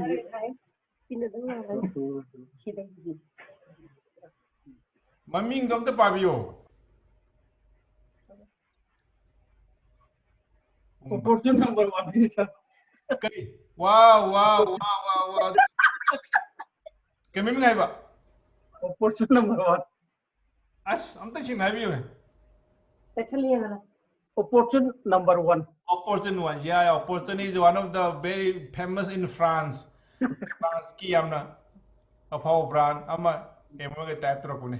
So in world the fashion ki origin France, adan P ongi dress ki phajab ki bangoba France, adan perfume haibasi ju France ki di mi ama gi mi ma ama oina po da mango di yaw da ya da basing da perfume ji ama oi mo. It's very much luxurious brand for everyone. I don't know. Perfume, see, very much expensive perfume yam ko about 3 4 5,000 is a normal perfume. Already 10 20 30 40,000 60,000 1 lakh people perfume yam lekre. So perfume is very important for every occasion ko. Lai khurumda lai sangda duk karigi kalibano perfume khalam ne. Ya meaning bra. Duk kar pai baje perfume ne ba. Akoina lai khurumda chaba matam da kenogi ima se langtaban gi da jadul ke dobono lai khurumda da mogi numinam khalaye hai numisida tongana ticket ke mi khare ga dam to ko adoga sandhya kari sandhi purnima sandhi ke hai mami do bo sandhi puja sandhi puja ke da yaw da pa ya da ba moni pe ko mam no sida perfume si amoi asing mine has go perfume do yaw da ba yaw lai kat pada atei lai khrum tam dai po se kat pa yam khang dia adu adum da di perfume ju fa ni re is a must thawna nu si bam yaw da ya de ai bus atei lai khrum di koi lai ka li flower means perfume nu si ba ko so adana even me basi to kro ishor bhav da perfume yaw da ya de so very important na perfume number por kan mi amagi negative se mangan mangame so perfume create positivity in mind and feeling sigado no afaba and new thinking ko ama create over the perfume is very important, you know. Aduna kado no perfume si make every meeting function, okay, please use a nice perfume. It will be for your say good sense, for your growth, for your success. So perfume is very much helpful, but not in the high dose, in the like dose like or in high that. So okay, sigurena all the suppose all the genes kanang genes some masagi vitamin C na biba amsi hangba yaroi masi amu hangaga sine harade mu wa thok to mali to ji sa masi vitamin C je ba hangaroi hayeng genes club to hangage masi ko maduma masagi Sapamada Luna Cinema Haga di Vera Carne Kaduma. Habinu sa permada da to ban habinu ita ishing ita da mai ta da banu pani ko lan kan binu. So we okay fine, so some personal hygiene and about the body odor Jane singi singda aina hygiene body about the body gi odor haibasimasu aina khangjadaba mina yam lain khangba aina aigi oina pa khangdaba adu mina di yam lain khangba mo oibane adune please som ki suppose aigi oiba aigi body odor si lebata di okay, I have to take care aina khwaidagi oina mayam hajabuda for me ngasagi pursue is not for the body the sin never sarakunateba pursue is for bactericide virus hanaba bacteria hananabneba pursue adu odo phayeba aduna mayam dain lijigiba suppose socks ki khong gi manam nuai tabadu ai so many upai sinarobada yaktabada pursue lakpadagi pursue na ai kedobno achauba kahani mai nga cream ne so audagi I myself body gi manam ꯅꯨꯡꯉꯥꯏꯇꯕ ꯁꯤꯡꯗꯨꯁꯨ ꯀꯩꯗꯧꯕꯅꯣ ꯄꯔꯁꯨꯁꯤ ꯌꯥꯝ ꯐꯕꯅꯦ ꯀꯔꯤꯒꯨꯝꯕ ꯕꯣꯗꯤꯒꯤ ꯅꯨꯡꯉꯥꯏꯇꯕ ꯂꯩ ꯇꯥꯔꯗꯤ ꯏꯔꯨꯖꯕ ꯂꯣꯏꯔꯒ ꯃꯛꯇ ꯏꯁꯤꯡ ꯈꯔ ꯍꯥꯞꯄꯤꯔꯣ ꯄꯔꯁ꯭ꯌꯨꯗꯣ ꯃꯈꯣꯡꯗꯣ ꯀ꯭ꯋꯥꯇꯔꯃꯨꯛꯀ ꯌꯥꯟꯕꯤꯔꯣ ꯐꯗꯤꯗꯣ ꯂꯨꯞꯄꯤꯔꯣ ꯑꯗꯨ ꯀꯩꯗꯧꯕꯅꯣ ꯄꯔꯁ꯭ꯌꯨꯅ ꯑꯃꯨꯛꯀ ꯀꯩꯗꯧꯕꯅꯣ ꯑꯩꯒꯤ ꯕꯣꯗꯤ ꯅꯨꯡꯉꯥꯏꯇꯕꯗꯣ ꯑꯃꯨꯛꯀ wash ꯇꯧꯕꯤꯌꯣꯕ ꯄꯔꯁ꯭ꯌꯨꯅ ꯕꯣꯗꯤ ꯒꯤ ꯅꯨꯡꯉꯥꯏꯇꯕ wash ꯇꯧꯔꯕ ꯂꯣꯏꯔꯕ ꯃꯇꯨꯡꯗꯒꯤꯗꯤ ꯏꯁꯤꯡꯅ ꯑꯃꯨꯛ ꯆꯥꯝꯊꯣꯛꯄ ꯌꯥꯗꯦ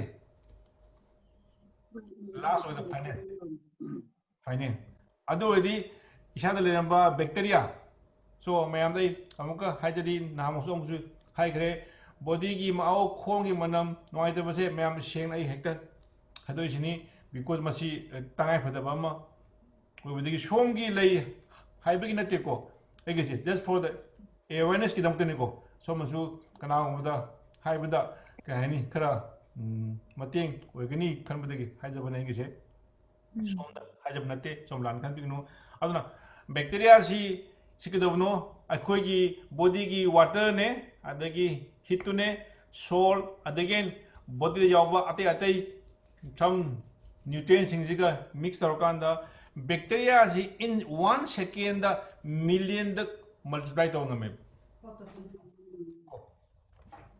so aduna in seconds the million the kadavno bacteria si multiply tarapudi adu amuk siraba bacteria the sirakanda decay tareba patharakanda pumdrakanda adugi smell neba akoida body gi manam nuaitaba akoida hek laise body gi manungdagi tholakpa natte hai nuaitaba manamse aduna haiba bacteria du hat khaba bacteria du leitragadi mi amgi khongdagi kaidagi body manam nuaitaba se laoi so this is the reason why mamduna masai gi som sap ai usable ba matung da amko dabno maktu da ising hapaga perfume maktu makhum kwadagum hapaga amuka whole body je amuka rujamatam da next time yim som gi ai gi body gi manam nuaitaba du phagi the second round all the microbes loina ma kadabno amuka round first round second round kadabno perfume du sudo kadab kadabno ai gi phida mu lehoba bacteria do amuk humang so matam da magi maisa magi comfortable temperature and pressure and water moisture hek phangbaga ma amuk second da multiply do eba yam aduna amuk kadabno amuka lagnaba recurrence amuk oye amu han lak oye adu laktana amuk kadabno firo lone mak do persuade amuk kadabno again first round second round kadabno amuka amadamu kadar tadi chudogadi haibagi manamdu yamna phagani just near to 99.9% phabya so this is a very kani say simple aduga kado adu natragadi ngasagi body gi manam nuai tabal le ba miduda sa doba karum kanda som thingni bi yang mani body gi manam nuai tabusu le ba perfume ju amuk dama da kapsil laba se manam du phanam ne haiduna tunga mum tholo ko sa madru khungaw madu lai madum basi akhoi marmak ta thengna ba yawi karum adubu kwai dagi luri bidu ko mi masha adu khangoi ba masana madu yam khangjade ba atopna khangba so very aduna high basi thokten da mukta kadabno because you are a leader we are a support leader koi mi mayam ga pulakani wani sanadakani ko meeting tarokani mi mayam ga pulaki madumda ai gi nakana phamida zum haigala gadi so ma plan so taro yi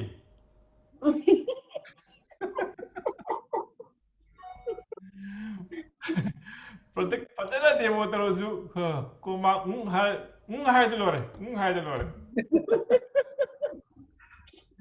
bibi mangni aduna bibi mangna ba ko so we have to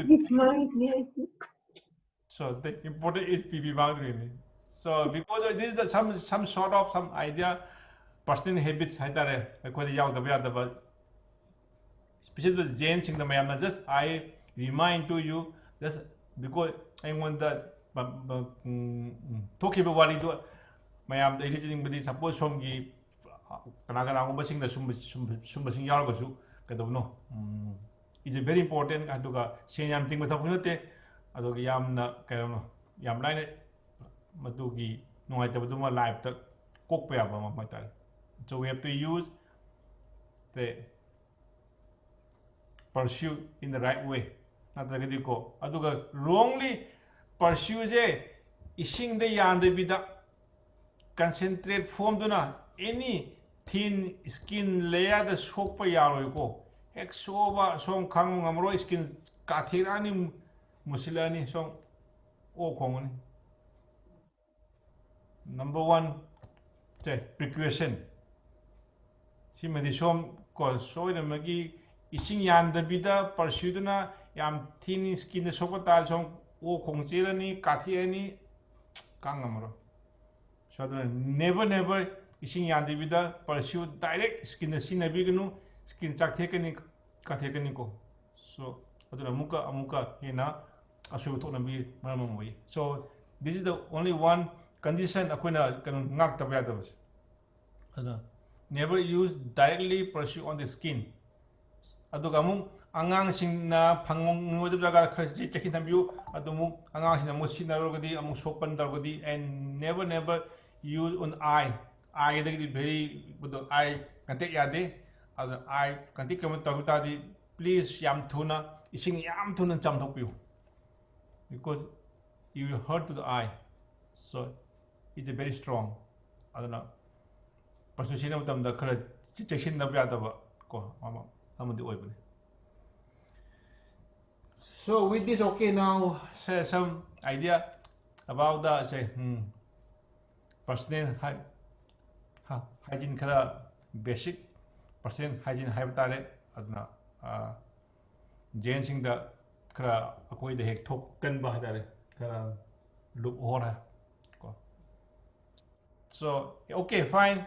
I only Jains side dagi any hai meaning malay bra question hai meaning malay bra ko.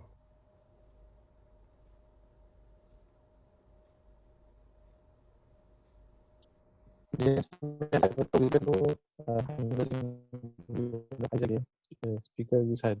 Tamo case hang bi. Kaya hangdo mandre e wakanda. Aduna Jains club to madu. Okay, fine.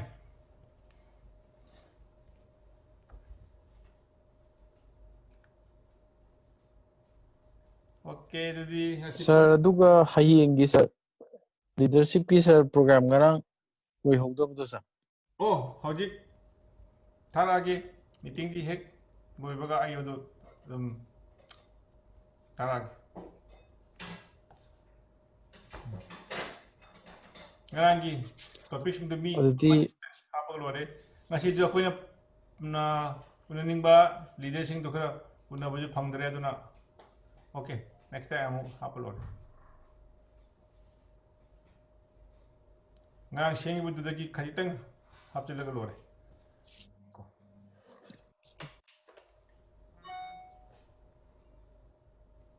Okay, mayam ngasigi topic si nataba oiragasu kai ke haninga lairagasu mayam open tawjari comments kai ke leninga any idea share tawninga.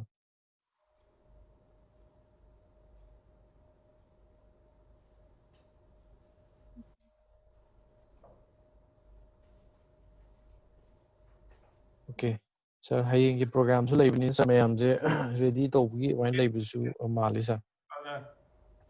Asigi di swai da koi rosina ba tawse okay ya.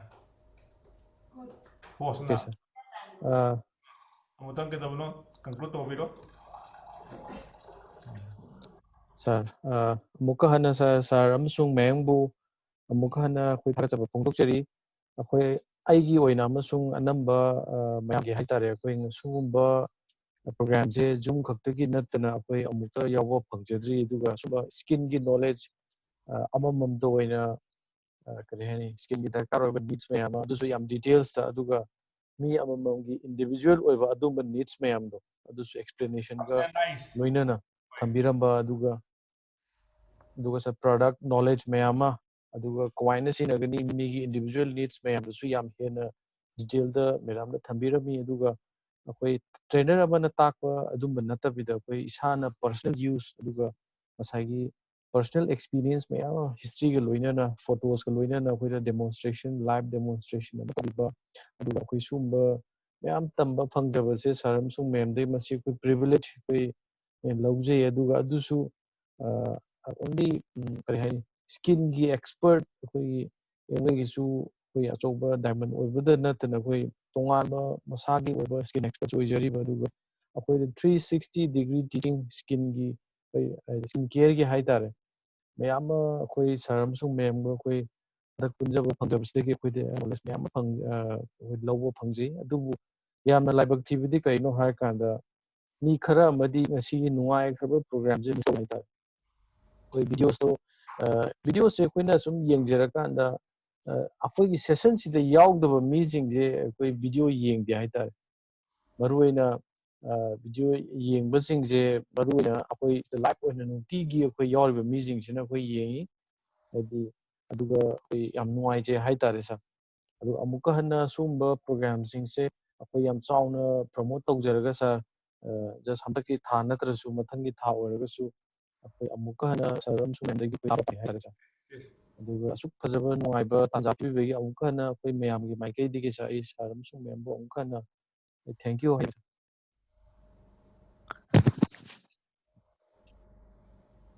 Okay. अदुगा meeting अस्ति sir दong sinajai last oiba Next aina hayang suppose span hawai di table amada mi suppose mari manga taruk tari tumaina famga round ko lerkanda adumai tawgibune practically physically na hoi tawgibudo aduga stage da expert no wanga kanda 1 by 1 mayam du sinaba oigibune so adumba meeting gi matamju akoi gi lakini adu habjiki onadi some you and your some kind skin care the khat hawa yaw jaba some gi say kind friendsing or team matching team leadersing adu any customer sing some next time gi meeting dadi akoi hana khara mangjuno na hana har ka som ka dabno moi singdu su connection tawrkanda ko privilege मोगी जो इबा हाइनिंगबा मयाम सोय MiG लेम सु याय अदुगा खरगे हेना पाक सना सोमगी group to the skin care पाम द मिसिंग दुगी खला काना कदबनो अमुक मीटिंग अमुक मथंगी द कोई सिनबा को होनसे अद सोमसु अदुगी आइडिया दुम लेबिरो अदुगा असिगी वीडियो जु अपलोड तौरकनी अद सोमगी स्किन केयर द खरेन थावा यावजब मिसिंग दुदा खला का सोमगी वीडियो सोमजु मु utpiyo forward tobiyo wari sabiyo just video si yengu khatang haib natasu som wari sabir kanda khara highlight pibir kanda video singdu modi yeng lagadi hena moida khangning bi changdu yeng bi chang hengena bhai tar ko visibility chang yes the host ya over to sir aduga sir hayengi program gi sir akoi platinum and up singi sir sir na pininga idea sa hayengi related oiragadi mayam jingje keno tawrakanda sa akoi ngaktang sir punba dakar oigadra sa daka adum oiro individual si the topic sing do ai si topic sembadi loibane haji si ngatang ithoraga ngang de khara hapsilaga lore